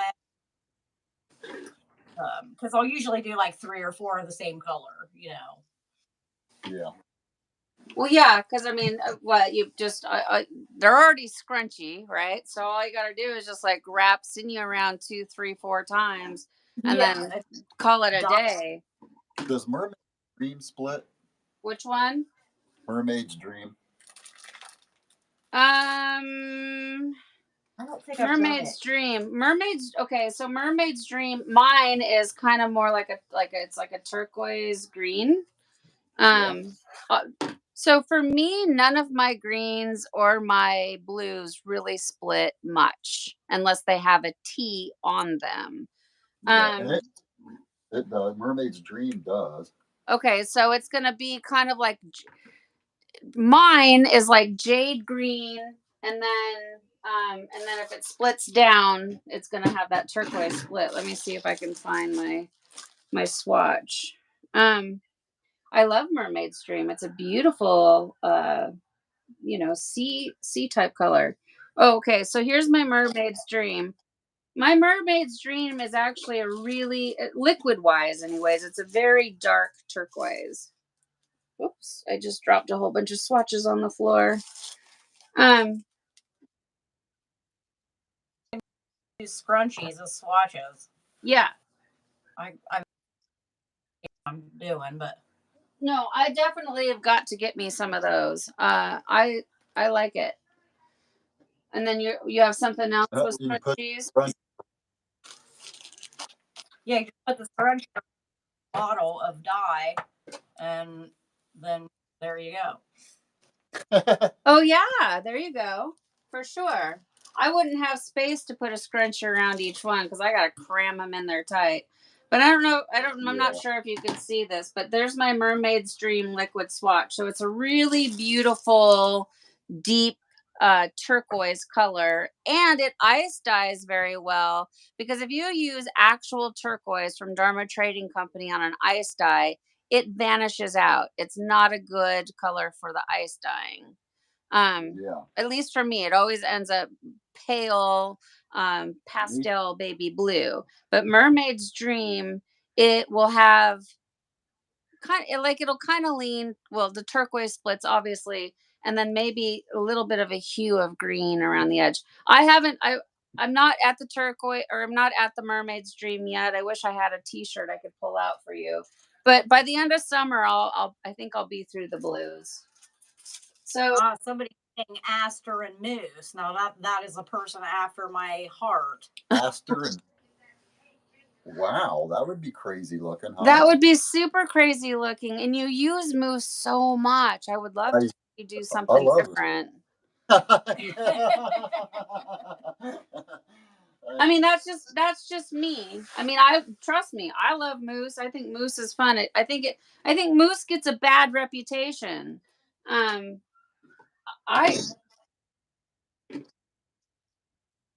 It's super pretty. It reminds me a lot of Loden. Really. Okay, well, let's see. Easter. Lila says, do Easter tones, salmon, moose, and aster. Whoa, Beth, that would be something. That'd be like orange and purple. I bet it'd be really pretty. It sounds terrifying though. Electric green, aster, and dragon fruit. The only thing, Amanda, about dragon fruit, I am not a fan of dragon fruit for ice dyeing because it ends up looking like liquid dye. It doesn't do anything but go heavy and sit there. So a lot of the reds, well, anything that's like fuchsia red, I personally don't like to use for ice dyeing. That's just me. What could be substituted for dragon fruit in the reds that would be pretty? I don't even know. Jennifer, kingfisher blue and imperial purple. That would be very pretty because imperial purple is like purple with navy blue. I just don't even know. So I don't know. For mine, I just did the purple and the green. Like I said, part of me wanted to do, I don't know. Part of me really wants to try the strawberry skies where I do the dye under ice on the sinew lines like you've seen Scott do before. Like put a nice good line on the sinew lines and then put the ice down and then just do dye over ice over the whole thing and see if in between the sinew lines if it could like get some, I don't know, some color flows. I think that's what I'm going to do for mine just because I've never done it. I've never done anything but a geode basically, and that's pretty boring. I mean, as far as I really haven't had the opportunity to play with the color. Like, I mean, I've had nothing but opportunity, but what I'm saying is I have not allowed myself to explore the color very much. Yeah. Yeah. Let's see. Let me see. I'm going over here to my rack. I got so much. I was going to say, no, that's not true. I made a hoodie with it that I haven't made the video for it yet, but I also did a geode on that hoodie. So here's like the strawberry skies on different material other than a t-shirt. And it on different material, it doesn't show as much. I've made a video for this, but it's a lot of greens and all of that, but it doesn't show as much pink. These bags from Dharma, they're kind of like bed sheet material. But I love the golden tones in strawberry skies. It's so pretty. Okay, well, I don't know. I love that bag. Yeah, that bag is so awesome. I love I gotta shut the door now. It was way too hot. Now I'm way too cold. No, I love those bags. They dye up really, really well. So, okay, so this is what I made last time. You guys, if you weren't here at the very beginning, I did the purples, the bright greens. And so it's like part of me just really wants to do something different. So, well, Strawberry Skies. I was bummed MD was sold out when I made order. What's MD? Which should I know what MD is? And I just don't know what MD is. Medical doctor. Oh. I'm kidding. Oh, I get it. It's Mermaid's Dream. Mermaid's Dream. Got it. I thought it was moon dive. Yeah, well, it could also be moon dyes. So, I'm just, yeah, I can't contemplate this anymore. Not that I always listen to you guys, because you guys sometimes will say things and I'm just like, no, I don't really want to do that. And I'm going to do whatever I want. I mean, the other opportunity or the other thing would be like spicy plum, which I'm really addicted to right now, but I just did that. So let me see if I can find my Happy Cat dyes. I don't even know where it's at. Well, if I can't find it in 2 seconds, then I'm definitely not doing it. Oh, there it is right there. Okay. So I got my Happy Cat Strawberry Skies. And I'm just going to go for it. So I like to wear gloves when I apply my dye. I don't think Scott wears gloves. And then, Scott, what do you think? Do you think? So my thought was I'm going to add the dye to my sinew lines. And then I thought what I would do is take like an ice cube tray ice and place it on each one of the lines to kind of try to force it down, and then use my nugget ice and just lightly sprinkle over the top to get some of those splits. Do you think I'm over, like, is it overkill? Do you think I need to control it with the ice cubes? Um, I don't think you heard a word I said. oh no, I'm listening. I'm thinking. Color I have my mask on. He's got his mask on, so he's gonna be muffled. He's thinking. He doesn't. Um, Well, it's okay. I mean, I haven't got the dye on there yet, so it gives me a minute. I was just going to pull the ice cube trays out. I think I'll go pull them out anyways, just in case. I don't think it's yeah. necessary to do, but I want to force it down while the rest is doing stuff. I'm going to go grab the trays. I'll be right back. Okay. So, anybody else? What colors are you guys using? There's only like one person dying with them. Oh, okay. So I ended up deciding on Aster and Stormy Sky. I'm going to do Aster on the sinew lines, and really try to get my. I'm going to be kind of minimal with my Stormy Sky, and see how much splits I can get out of it, and how much stuff is going to move for me. I'm just going to add just a thin line of Stormy Sky in between each one, and see what happens. I might have some white left in my shirt, but I don't know. We'll see. We will see.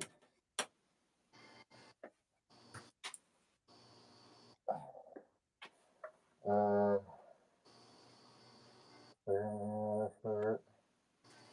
Well, my ice doing cube. Strawberry Skies and Ice Storm. That sounds cool. So my ice cubes weren't done cooking yet, so that just answers my question for me. I'll just be doing my regular ice. Okay. So, for me, I need my spoon, my scoop.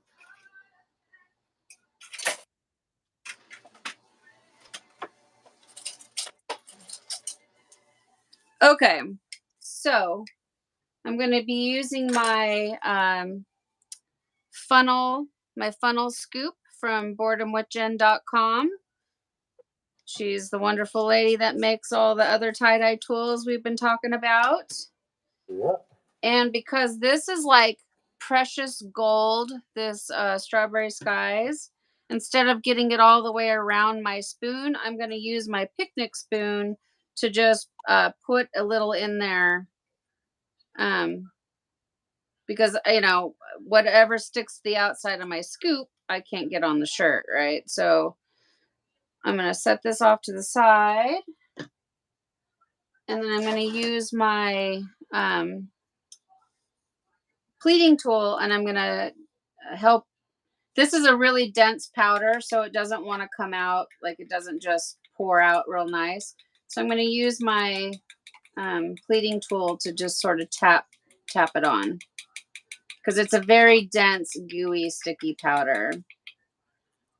And I'm placing it along my sinew lines. And then I came in late because I was putting my ice cube trays away. Did I hear you're doing Aster and Stormy Sky? Yeah. That should be really pretty, because Aster is going to be that really pretty sort of bright blue and turquoise, and then the Stormy Sky, when it splits, has really pretty pastel like lavenders and greens and Yeah. gray and all of that. So I think they're going to complement each other really well. Yeah, I hope so. I think it'll be real nice. Something totally different. For me, I'm just sort of trying to sample this color, because if I wasn't doing the Strawberry Skies, because I haven't really played around with it, I would be doing. So if you're making this shirt, what I would be doing would be lime pop, lime squeeze, new emerald green, and a dark navy blue, like Deep Space or strong navy or nightshade, something like that, if I wasn't doing this. But I want to swatch it out and see what Strawberry Skies is going to do for me, because I see so many of you guys use Strawberry Sky and just make like these incredible Kelly, the whole reason I got Strawberry Sky in the first place, or no, not Kelly, but Jen. Is Jen here? Jen, Boredom with Jen, she made a buffalo hoodie. I think it was a buffalo hoodie with Strawberry Skies. I was like, what is that? She's like, oh, you gotta check out this dye from Happy Cat Tie-Dye. And I'm like, what? I mean, all of you knew about it. I had no idea what was going on. Like, I didn't never heard of such a thing. And I saw that hoodie that she made. I was like, oh my God, I have got to get my hands on that color. There's something like there's magic in this particular Strawberry Skies. And then I think for me, I just right at the very, very, very tip here, I'm just going to put a little bit of concentrated dye. I mean, instead of doing like the whole tip, I'm going to put it a little bit thicker than the rest of the lines. But I'm going to leave a little bit of white space for it to breathe, just in case if it wants to split right off the center and do some cool things. I mean, I'm putting it pretty heavy, but I'm not going to like fill it totally heavy. Okay. Now I'm going to use the back of my picnic spoon to just sort of mash things down a little bit, because I feel like when I add my ice, things want to start to knock around. So if I use the back of my picnic spoon, which you could also use the back of your funnel scoop if you wanted to, but like I said, I'm trying to keep dye off of the funnel scoop, because this stuff is it's not that it's hard to come by, but it's it's pricey. It's one of the most popular colors out there. And if I don't have to waste it, why waste it, right? Why have it stick to the back of your spoon and wash it down the drain when you can do other things to just keep it on your project? So it's like gold. And Happy Cat Tie-Dye is a one-woman show. She, obviously she has help from her family, like we all have a little help from our family. But she's not a major corporation like Dharma Trading Company or things like that. So she's mixing dye. I don't know where she mixes her dye. She could have Wonka land for all I know, but I imagine she's mixing it in her garage, and she's out there, formulating dyes, and she doesn't have a crew to do it for her. So it's hard to get, because when she sells out, she's out. So, and you guys, with Greg, Goyo's Garden and Tie-Dye making all his dyes, and then Scott was showing out all his fan folds, and then Angie from Fun Endeavors Tie-Dye Lab started making videos, and then I figured it out and started making videos. I mean, poor Amanda, like she was like, "What?" She wasn't anticipating that. Everybody wanted it all at the same time. Yeah, they did. So she's better prepared now. Yeah. I'm going to go ahead and put my ice on real quick. Yep, go for it.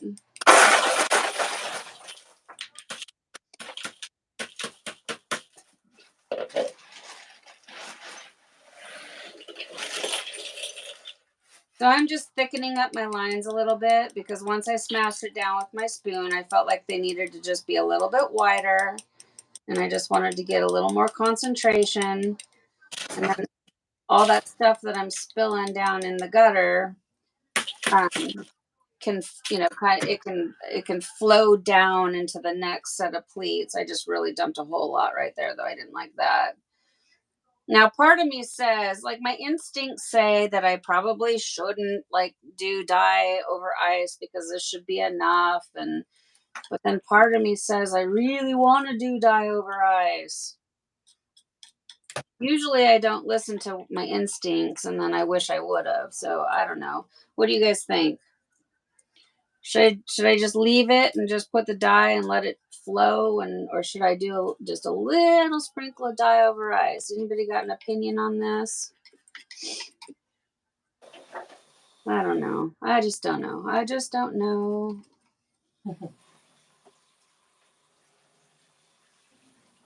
Okay. Yep. Yeah, I know. You're right, Stina. I should definitely go with my instincts.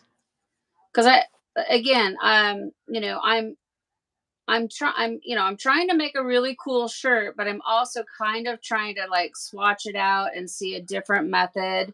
Like I've said a couple times now, I've only done geodes. Really, I've only done geodes and I haven't seen it with flows or anything like that. So I want to see like what a different method is going to do, which this is definitely different than a geode. So Scott, when you make yours and they turn out looking so cool, what are you doing dye under ice or are you doing both? Like when you're doing your dye placement with this color, how do you do it? With Strawberry Skies? Yeah, I mean Or yeah, with Strawberry Skies, I feel like I've done exactly what you normally do. As far as placement goes. Yeah, I put it over my sinew, and it looks like you'll have enough to where it would probably. You think you'd get good coverage just like that? Okay. So no dye. Okay. I'm asking you a question. Do you think you'd get good coverage? Oh, I thought you said I thought you said you'll get good enough coverage. Well, that's why I'm asking you because when it first started with this color becoming like super ultra like whoa, you what were you doing? Just tell like was this it and you left it or did you put ice down and then dye it over or I always did dye under ice. okay, this will clear it up really quick. That shirt that you made for me was just dye under ice. Yes, it was. Okay. All right. So I put a sweatshirt up here. So you can tell a little bit of a difference on my part that I sinewed. Did dye under, and then this is dye over ice. So wow. there's not a huge difference. I mean, it's darker here, where I have dye underneath. So I did dye under here, dye over there. That is like amazing. I've never seen that one before. Have you shared that in the group? I don't think I've ever seen this one. Wow. No, I made a few. I feel like I put one on somewhere. That is Like, wow. It looks like there's lava coming from underneath the. That is so Like, yeah, this pretty. was fine. But I So- made, I mean, probably 4 or 5 of them. So I saw. like the scrunch portion you said is the dye under, and then you did the dye No, it's over. over. Wait. So This is the scrunch dye over ice, and then what I did is I did 2 lines of sinew. You know, I just kind of crumpled it up here, and then did 2 sinew lines here and here. Then I put dye under ice on each sinew line and 1 in between, and then of course let this hang for the gravity part, and then this was all dye over ice. So I'm staring at it right now. I'm just like, I kind of like that dye over ice bit, you know. I mean, I like the whole thing, but I kind of like, well, I think it's because it's the gravity, so it stretches it out, you know. Yeah. Yeah, I mean, you guys see what I'm talking about? This color, Happy Cat Tie-Dye Strawberry Skies. It's like magic in a jar. Like, seriously. Whoa. That yeah, is to do 1 dye and get all of that is crazy. That's incredible. I love the pattern. I love it. So, Kelly, when the Buffalo hoodies come back in, I definitely want you to go live with me so that we can do something like that together, because that is so pretty. Yeah, Okay, sure. so I'm gonna give. Okay, what I'm doing right now, because I have to walk across the room and go get my ice, my ice. So I'm gonna give my project a quick little sprinkle of soda ash for good measure. I sprinkle the whole thing, but I'm gonna I always kind of sort of concentrate it over top of the dye areas, you know, because it's already been pre-soaked. Okay, now give me 1 second here. I'm gonna go grab my ice. I'll be right back. I'm gonna get my bowl. All right. So when I was busting my ice up, I busted a hole in the bag and ice went everywhere. Kelly went up. She's good like that. So ice up. I put just a little barrier uh, of a washcloth on either, and that way I don't have to fill my whole gutter up. Kind of keeps it from avalanching forward when I go to incline it too. And I'll incline it at about a 15 degree. And you can always download iLevel. It's an app for your phone, and you can set your phone, the gutter itself, or whatever you're using, the rack or whatnot, will show you what your degree is. So if you do a project and you're like, wow, I love the flow of that, and if you recorded it, then you can try to get that every time. So iLevel really helps if you know, want the same results each time, so. All right. So Or I'm just I'm chickening out, you guys. So I'm looking at it, and because I'm backing off with the idea of doing the dye over ice. What I'm going to do really quick is I'm just going to beef up a couple of my lines back here where the dye is, or I mean where the shirt is real thick. Like they're kind of skinny. So I just want to widen those lines of dye up a little bit because they're not going to be getting the dye over. So that I'm just going to do it. It'll just take me a second to do. And yeah, what Scott was saying was exactly perfect information for sure. What were you saying? Okay, but the center of your sunburst at the top of the gutter, correct? Oh yes. Okay, thank you for thinking about that, because that's exactly right.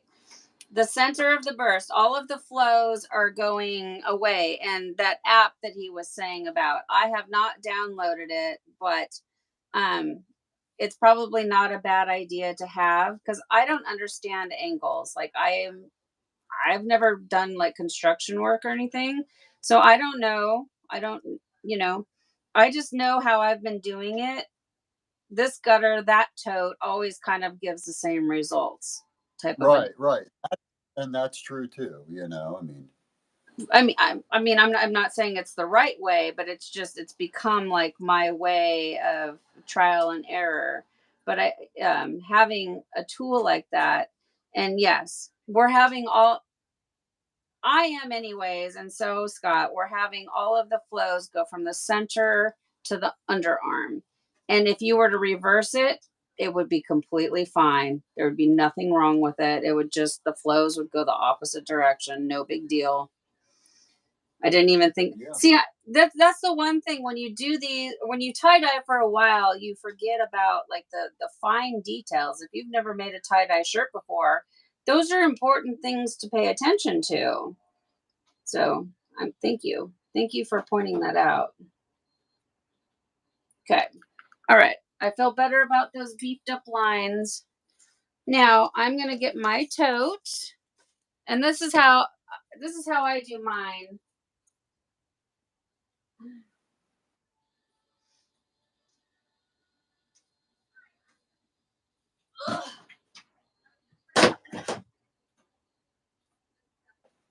Okay. So for mine, I got my tote at Walmart, and we've done this before, but I'll do it again. My tote is from the table up about 5 3/4 inch tall. And when I start to add my dye, I like to add it when it's flat instead of having the dye roll downhill. Now, what I've done is I've taken a silicone cake mold and paper clips, and I learned this from watching Greg over at Goyo's Garden and Tie Dyes. I recommend that you check out his channel. And then also, because I don't want a super duper steep incline, I take one of my old empty dye jars. See, it's empty. Never put your dye around water. I take an empty dye jar and I set it down in the tote. And now I use the Frigidaire nugget ice. And I'm happy to report Costco, you guys, has this actual machine. Um, Amazon, if you order it from Amazon, you can't get it's white and you can't get it till April. But if you order it from Costco, you can get it like in a couple of days.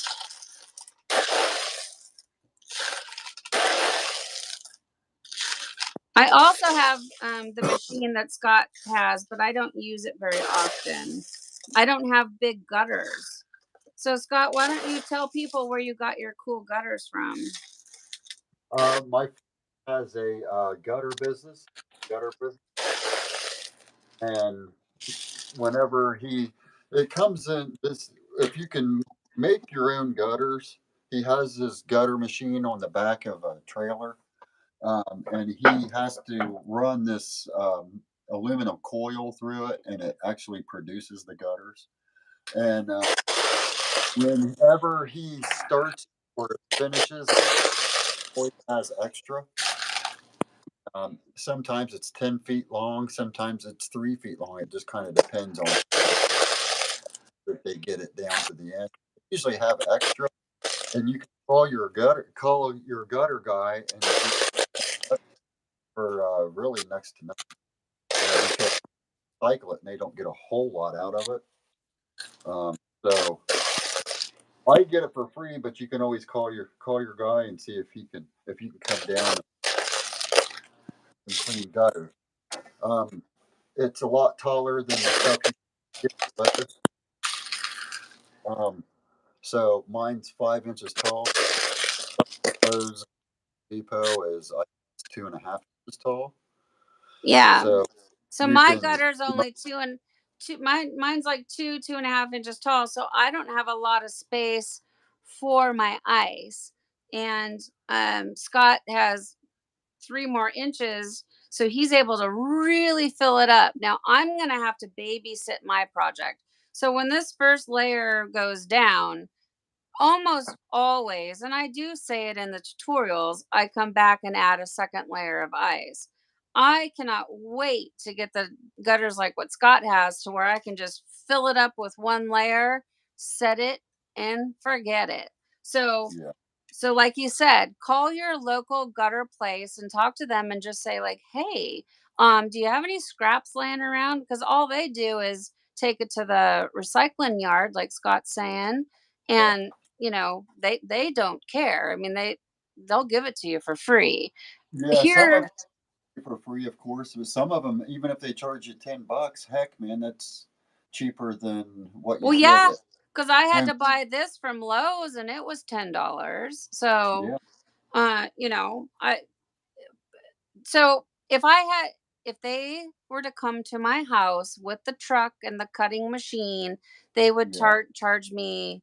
I think they said it was something ridiculous, and I could be so way off, but it was like my mind said $50. So I think she said $10 a yard. So I yeah, was like, oh, that would be $50 for one gutter. So I was like, no, I'll just wait till you get some scraps. yeah, Um, yeah. And heck, some people will take their gutters down. They don't even really need new gutters. And because I used to work with him, and we would take gutters down, and I would look like, "We're seriously taking these down?" And he's like, "Yeah, they want new ones put up." So like, you never know what you'll find. You know what Well, I yeah, mean? like people that get a new roof or whatever, or I mean, or like they buy a new house, or like rich people, they're like, oh, well, the gutter came and it was white, and I want it to be gray, or whatever, who knows? I'm not rich like that, so I can't think that way. I would have to get paint and paint my gutter, but um, and now down just before I set it off to the side, because my tip always seems to never have enough dye. I'm just gonna do just a little bit of dye over ice, just right down here at the very and then that way it can just kind of melt down and do its thing, and a little goes a long way when you do dye over ice. So wait, you can't see that, it's off camera. And that's it, and as it melts it's going to just do its thing. And then for the most part, I'm really just going to leave this shirt alone.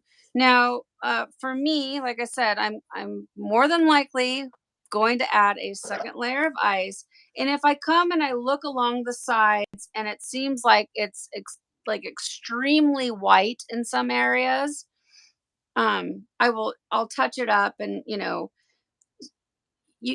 you have to babysit your projects a little bit. You can't just set it. I mean, you could do whatever you want, but if you want to have even saturation down the sides and all of that, if you got a little tag over here that's bright white, just take a little bit of dye, put an ice cube on there, and help it along. Just that's what I do, anyways. And I think Scott, you do the same thing. You make adjustments accordingly. Sure, absolutely. So that's a beautiful. Is that moose? That looks like moose. Kelly, did you make Yeah, that? No, that's Scott. Yeah, that's really pretty. And I uh, is that uh, is that moose? It looks like moose. yeah, it's moose. Yeah, I love it. Is that Christina, Christina wants to know if you add more soda ash on top of your ice each time. um no, uh no. So you saw me add the dye, and I added the soda ash, and I add my this layer, and then I don't wait till it's completely melted. Like when it's down, and like right now it's heaped up, right? So when it's down low enough, I'll throw another layer on of ice. And then in the morning, let's say, after it's melted and I'm making adjustments, yes, I'll do a layer of ice and then a layer of soda ash, a very light sprinkle. Um, Only if I'm really beginning to like manipulate it for a second time. If I just do like a little touch right there, no, probably not. So I hope that helps answer the question. Because like Scott, you know, in 5 hours after it melts, you don't come and add more soda ash, right? You just let it go. Yeah, I just let Yeah. it go.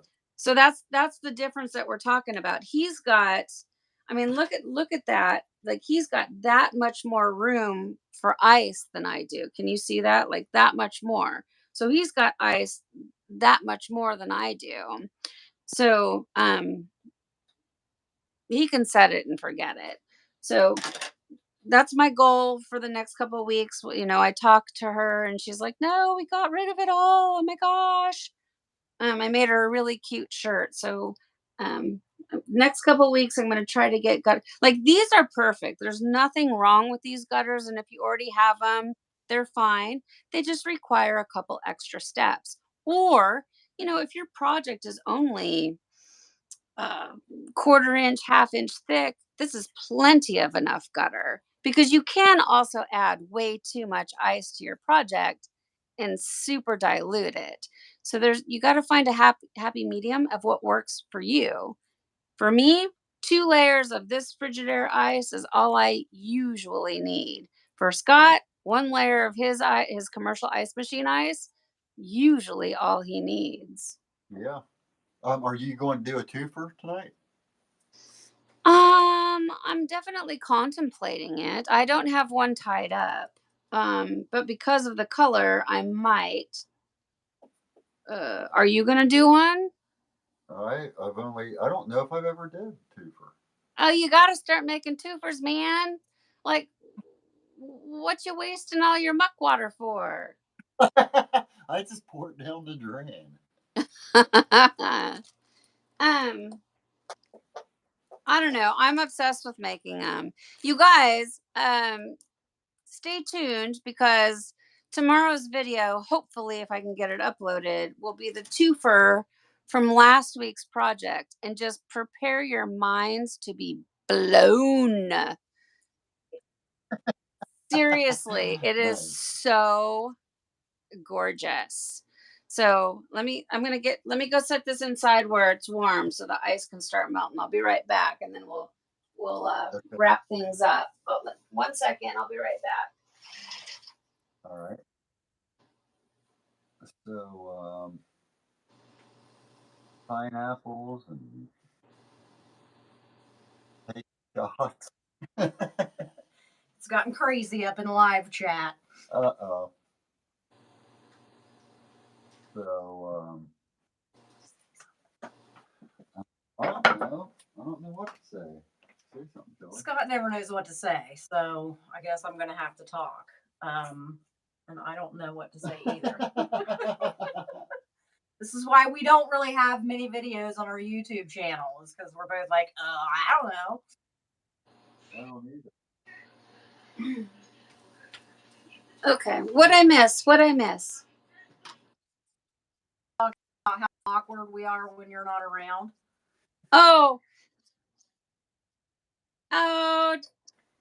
just say anything. I came up before I said anything on my table, and you guys, I want you guys to think about this. All of you, clean up as you go. It makes life a lot easier, and I really do prefer to use these types of wet wipes. There's a particular brand I like, but I don't think it really matters. And I'm out. I got to run to the garage, because before I set anything down here, because I have to dye inside my home, I don't want to transfer any of this, or batch before. I have to batch inside my home. I don't want to transfer any of this, even though it looks clean. There's dye on this table, so I'll be right back. Okay. My favorite color is blue. Kelly, what's your favorite color? Like, I mean, in general, or my favorite dye color? Just your favorite color. My favorite color in general is purple and green. I don't know. I'm a Gemini, so I get two, because I have two personalities. So one's purple, one's green. My favorite color to use as a dye, man, it has Happy Cat Strawberry Skies. I mean, I don't think anything touches it. With the color splits, it's just dynamic. No, I agree. Dyeing, when it comes to dyeing, Strawberry Sky. It's crazy. I'm never sure if I'm supposed to pull it from the outside of the roll or the inside of the roll. It's the inside, isn't it? It says pull it from the center, but then, okay. I wish they would make it to where it just sticks up. like just show like which one you're supposed to take. Right, Like there we go. I think I got it. But then I end up taking more than I want or whatever. But so watch, like if you notice, my table looks pretty clean, but once I start to wipe, no, there's actually dye everywhere. Turquoise latches on to everything. So, I mean, it's not so bad. I mean, I just even got it on my hands. But, if I don't clean up in between projects, I'm going to transfer all of that to my next project. And let's say I wanted to do light yellow or something, I would ruin it. My shirt would turn green. So I see, not all the time, but I see quite a bit. You guys will post your pictures and then you're like, frowny face, got a bit of turquoise in the middle of your shirt. Well, my guess is you're probably not doing housekeeping in between your projects. So, I mean, just, stuff to think about. Look how quick it was. All I had to do was do that, and then it dries, and, I'm on to the next one, and, bada boom, bada bing. Anybody gonna say anything about the color of my hair? Did you dye it? Huh? Did you dye it again, or is it? Yeah, I changed it. I wasn't too happy with that magenta galactica. It just doesn't work for me. My natural hair color is brown, and so having like bright Ronald McDonald shade hair was like not good. So my scalp looks crazy. My scalp looks pink and purple. But I'm much happier with the darker color. God, you guys are like the worst husbands ever. Nobody said anything about my purple hair. I'm just kidding, but like when as women we do, like we get a haircut or something, we walk in the door and the husband's like, when's dinner gonna be ready? Something looks different. You do something. I'm just teasing. But it's true. They make TV comedy shows and stuff about it. That joke, like men don't pay attention to the color of our hair and all that good stuff. Okay, so all right. Well, I guess I mean that's kind of it for today. Now, oh no, I know what I wanted. Here they are. Oh, golly darn it! So next week, set your calendars, you guys. I think I might have put them in the bucket already. Kelly is going to teach us how to do the Margot Farnsworth shibori fold. You guys have seen like Pretty Unique and Margot and Kelly and lots of people have been doing these gorgeous shibori folds. And so Kelly sent me 2 of the Turkish towels, and I want to give you guys time to prepare. So Kelly, can you tell people where they can get those? And then I'm going to try to remember to link the link down here in the description box once it uploads to a video. But Kelly, can you tell them? Yeah, I got them from the Turkish Dowry on Etsy. Now, they actually do come from Turkey. This is the info I got from Margot. That's where she gets hers.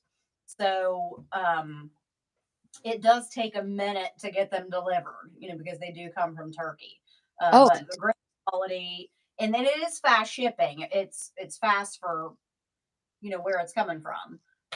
But yeah, it's just they have an Etsy shop, and there's a ton of different kinds. So, you have to really look at your size and your thickness if you go to order them, because they have they have literally hundreds of different kinds. Do you think people could if let's say they ordered today if they ordered today, it would probably be like tomorrow. Do you think they could get here by Tuesday, or should we wait to Tuesday, not this coming Tuesday, but the next Tuesday? Because I want for the people to have a chance to get them if they want to tie with us. I think it would be cutting it way too close. Okay. So, not this coming Tuesday, but the next Tuesday, to be safe, Kelly is going to give her demonstration on how to do the shibori fold. Do you by chance have one right there, Kelly, so you can show yeah, people what we're talking? No? grab one here. Yeah, she'll grab one. Oh, she does have one. Okay, so Yeah. Kelly's going to show. So she sent me two, and so she can demonstrate. If you guys follow on Facebook in our group, she showed she has two that she used for curtains, I think, or something like that. And Now, they're those are very big size. That's not what I'm going to be doing. oh, okay. Like, those are way bigger than these. Here's the one. Yeah, Amanda has a good point. They might struggle with an influx of orders, which I also didn't consider, so like if Not everybody, this is not a mom and pop place. It is like a huge store, so that's not going to be an issue. Okay, that's good. Yeah, they have, like, if you would see their sales, you'd be like, oh my goodness. So they're cranking stuff out of there. Like, they probably have a warehouse. Like, it's a whole thing. So these are 37 inches long and 16.5 inches wide. And these are washed already too. So I'm sure there was some shrinkage. Yeah, I think it was 40 by. I'll go back to my sales and I'll post the link of the exact ones that I ordered. I'll post it on your site, Steph. Okay. So yeah, share in the group, and then I will also, like I said, when this video turns into, or when this live turns into a video, I will try to remember to go back and put the link down below as well. Because if you want to tie with us, which I want you to do, I want this to be like a workshop where we all work together, and I've never done it before. So Kelly's going to be instructing. Margot did send me like a picture tutorial and kind of answer some of my questions. So I have a little bit of an idea, but I've never done it before. So I'm excited about it. But I really do want to make sure that you guys can, if you want to, be able to do it with us. So, start considering in the next couple of days to place your order. And then not this coming Tuesday, like I just said, the following Tuesday, we're going to set our calendars and we're going to do some shibori folds, which I'm excited about. And if you don't have the towels, you guys, you can do it on a t-shirt. So that's the good thing about it. And so everybody, I am a beginner at this. I am no Margot. So I've just started experimenting with these.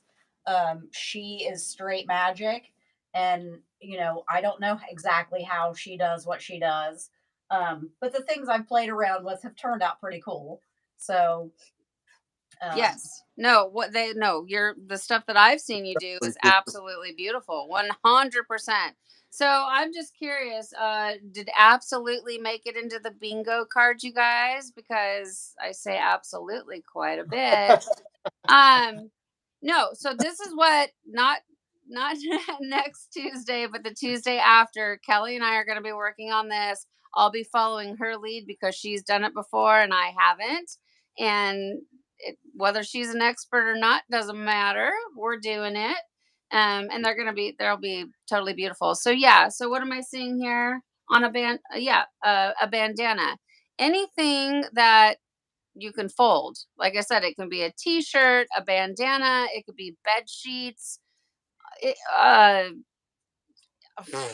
anything. I mean, anything. I just wanted to make sure to give enough time. Another thing, like Dharma has infinity scarves and stuff like that. I mean, there's anything that is fabric. It doesn't matter really. As long as you can fold it and then triangle fold it, you can do it. I just wanted to make sure that you guys would have an opportunity to get the same stuff that we're going to be doing. I am going to act them, so we'll be using two. Yeah, two. Exactly. Good point. She sent me two. I'm going to be doing two. So we're gonna work that out. But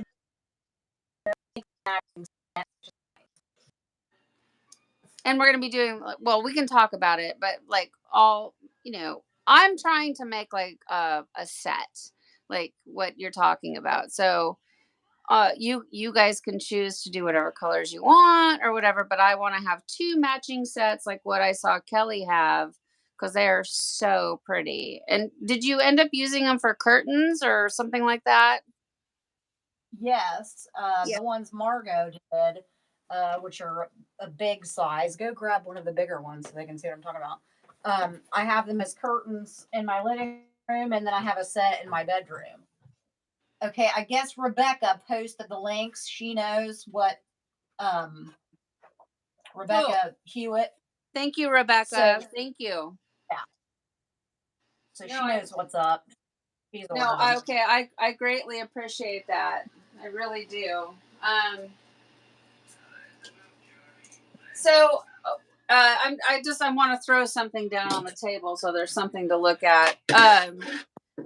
Here, one little tidbit of advice while they're grabbing the beautiful folds, so you have an idea of what we're talking about if you don't know. If you're gonna be doing twofers, you guys, label your tag as to what the heck you're making. Because if you're like me and you make, 5, 6, 8 projects at a time, then you pull it out and you go, well, wait a minute, what twofer does this belong to? Because the dye colors change. Anyways, I'm just putting this down, but my tidbit of advice is, mark your tag. I wrote down rose and old, which tells me that it was. Let me see if I can find the shirt that it accompanied. So this was the rose wine and old rose geode video that I made. And then when it came time to make the twofer video or to add it to, I couldn't figure it out. And that doesn't look right to me. But anyways, this is the twofer that accompanied this geode tie. So just my rose wine, old rose, rose and old. So make sure you mark out your tags if you're making multiple things. But I love this shirt. It looks like pink grapefruit. And this is a freebie. Like for people that don't love tie-dye, like imagine just giving them this beautiful pastel shirt. Look at those. Those are absolutely amazing. Yeah. Amazing could be another bingo card word, you guys. Those are so pretty. If anybody is not familiar, the woman who made this name is Margot Farnsworth. She's in the group. She has a website. It's Margot's Dyes. She is like the Shibori queen universe. Like I'm not even. This is only half of it. So this is you're only seeing half of this. That's how big that thing is. So here's the other half. Oh, that's huge. See, when you put your hand up there, I can see really. It's like a tapestry. That's. I love that. That is so pretty. Yeah, so Margot has a YouTube channel, you guys. I think it's just called Margot Farnsworth, where she does show she doesn't show dyeing process, but she does show she has like 3, 4 videos. But that's exactly what I want to learn how to make. Like look at how gorgeous that is. So again, if you guys aren't able to get your hands on these towels, you can use regular plain fabric, bandanas, a t-shirt. I feel like these though will go really well because they're nice and like if you have the opportunity to get these, and you don't what if Kelly and mine are in the bucket soaking, but they're more narrow. But if you can afford to get the bigger one, get the bigger one. Get whatever you want to do. It's all going to be the same fold regardless of what width the fabric you get. So yeah, look at that. That is incredible. I think that's black cherry.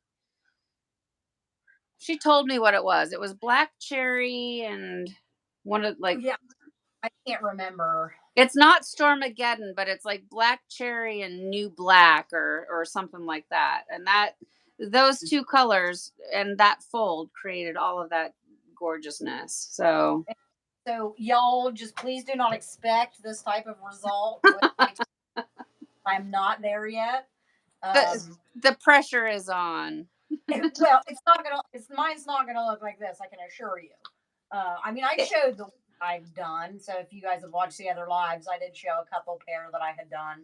I mean, they still look cool. I'm not anywhere near Margot's level, but that's, we all No, got to practice. Kelly, do not feel I'm teasing when I say the pressure's on. You're going to do just fine. Your work looks just as beautiful. I mean, your work to me, anyways, looks just as gorgeous as that. Do you have one of yours right there? I mean, show it. It's beautiful. I think I've given them all away. Okay. So Yeah. Kelly has shown them in past live streams, and the work is amazing. I think color choices are going to have a lot to do with it. Margot suggests using colors that split really well, to get the variation and all of that. So I'll be thinking about what colors I want to use that split really well, and yeah, I'm excited about it. I've only done one t-shirt, and so, I'll be following your lead. I have a general idea, but you guys, if you have no idea how to do this, if you Google shibori, or not Google, but on YouTube, right? If you go into the search bar and you type in hashtag shibori, it'll pull up all the shibori videos, and you can get a good idea of what we're about to do. But then Margot puts like a spin on it. So we're gonna try that. So yeah. So yeah, she does. That. Nope, you're up. You're Good. 100% right. Margot has a complete channel. She doesn't show or at least the last time I checked, she doesn't show the dye placement, but she shows the folding process, and then from there, that's where. So we're gonna pick up where Margot left off.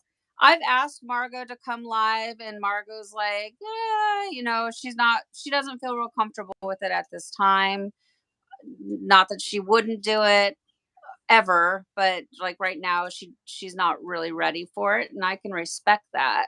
I know I'm asking all of you to come live with me, and a lot of you are saying you're not quite ready for it, and I get that.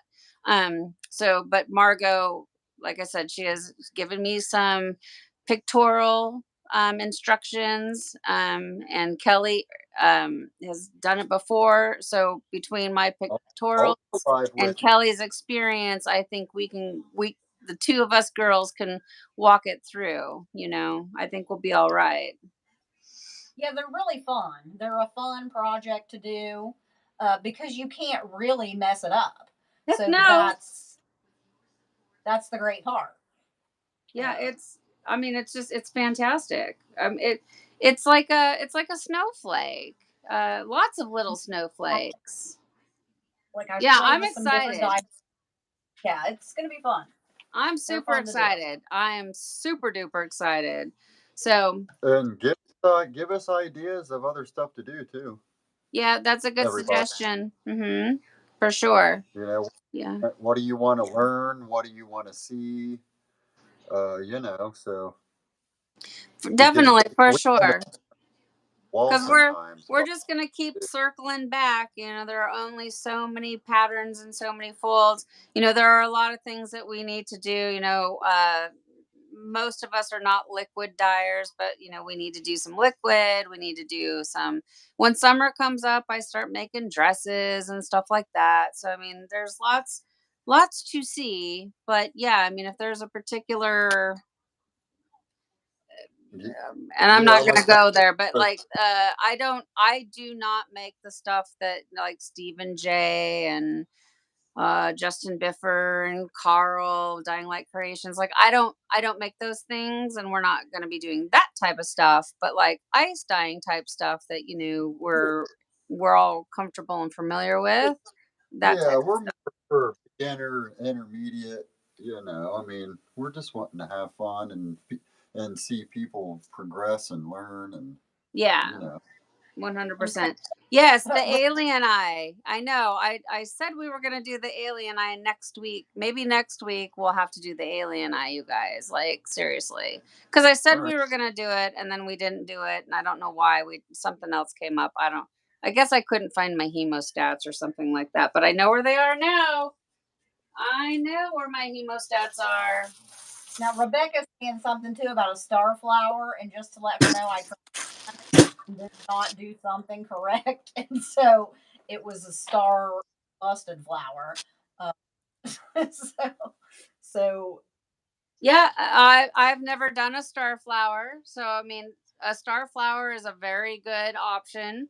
Definitely, it can be done on a T-shirt. It can also be done on a tapestry. Um, so I mean, that's a very good suggestion. I would love to do a star flower. Tapestries, yes. I've done a few yeah, tapestries. I would love, I would. So if you guys want to do tapestries, if you want to, because we will, let's do some tapestries. You want to go on Sunshine Joy. You can either get them on Amazon, and it's like maybe $1 more if you get them from Amazon, but it's super easy to order from Amazon, or you go to sunshinejoy.com and get the 56 by 56 inch tapestry. They're like $10, or maybe they're a little bit more than that. It's been a while since I bought them. Yeah, I mean, order some tapestries and have them in your arsenal, and we can try to play around. If you know, for those of you that watched me tie the tapestry up before, I'm not a pro, and I fumble my way through it, but that's how we learn, right?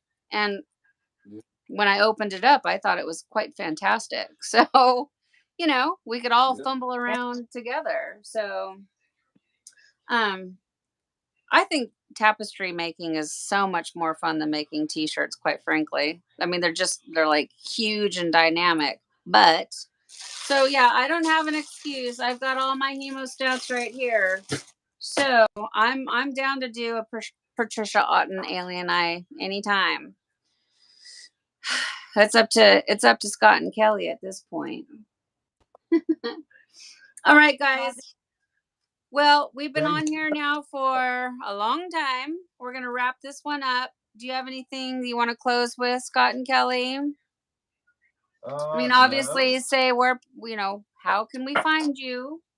You can find me and Kelly on Facebook.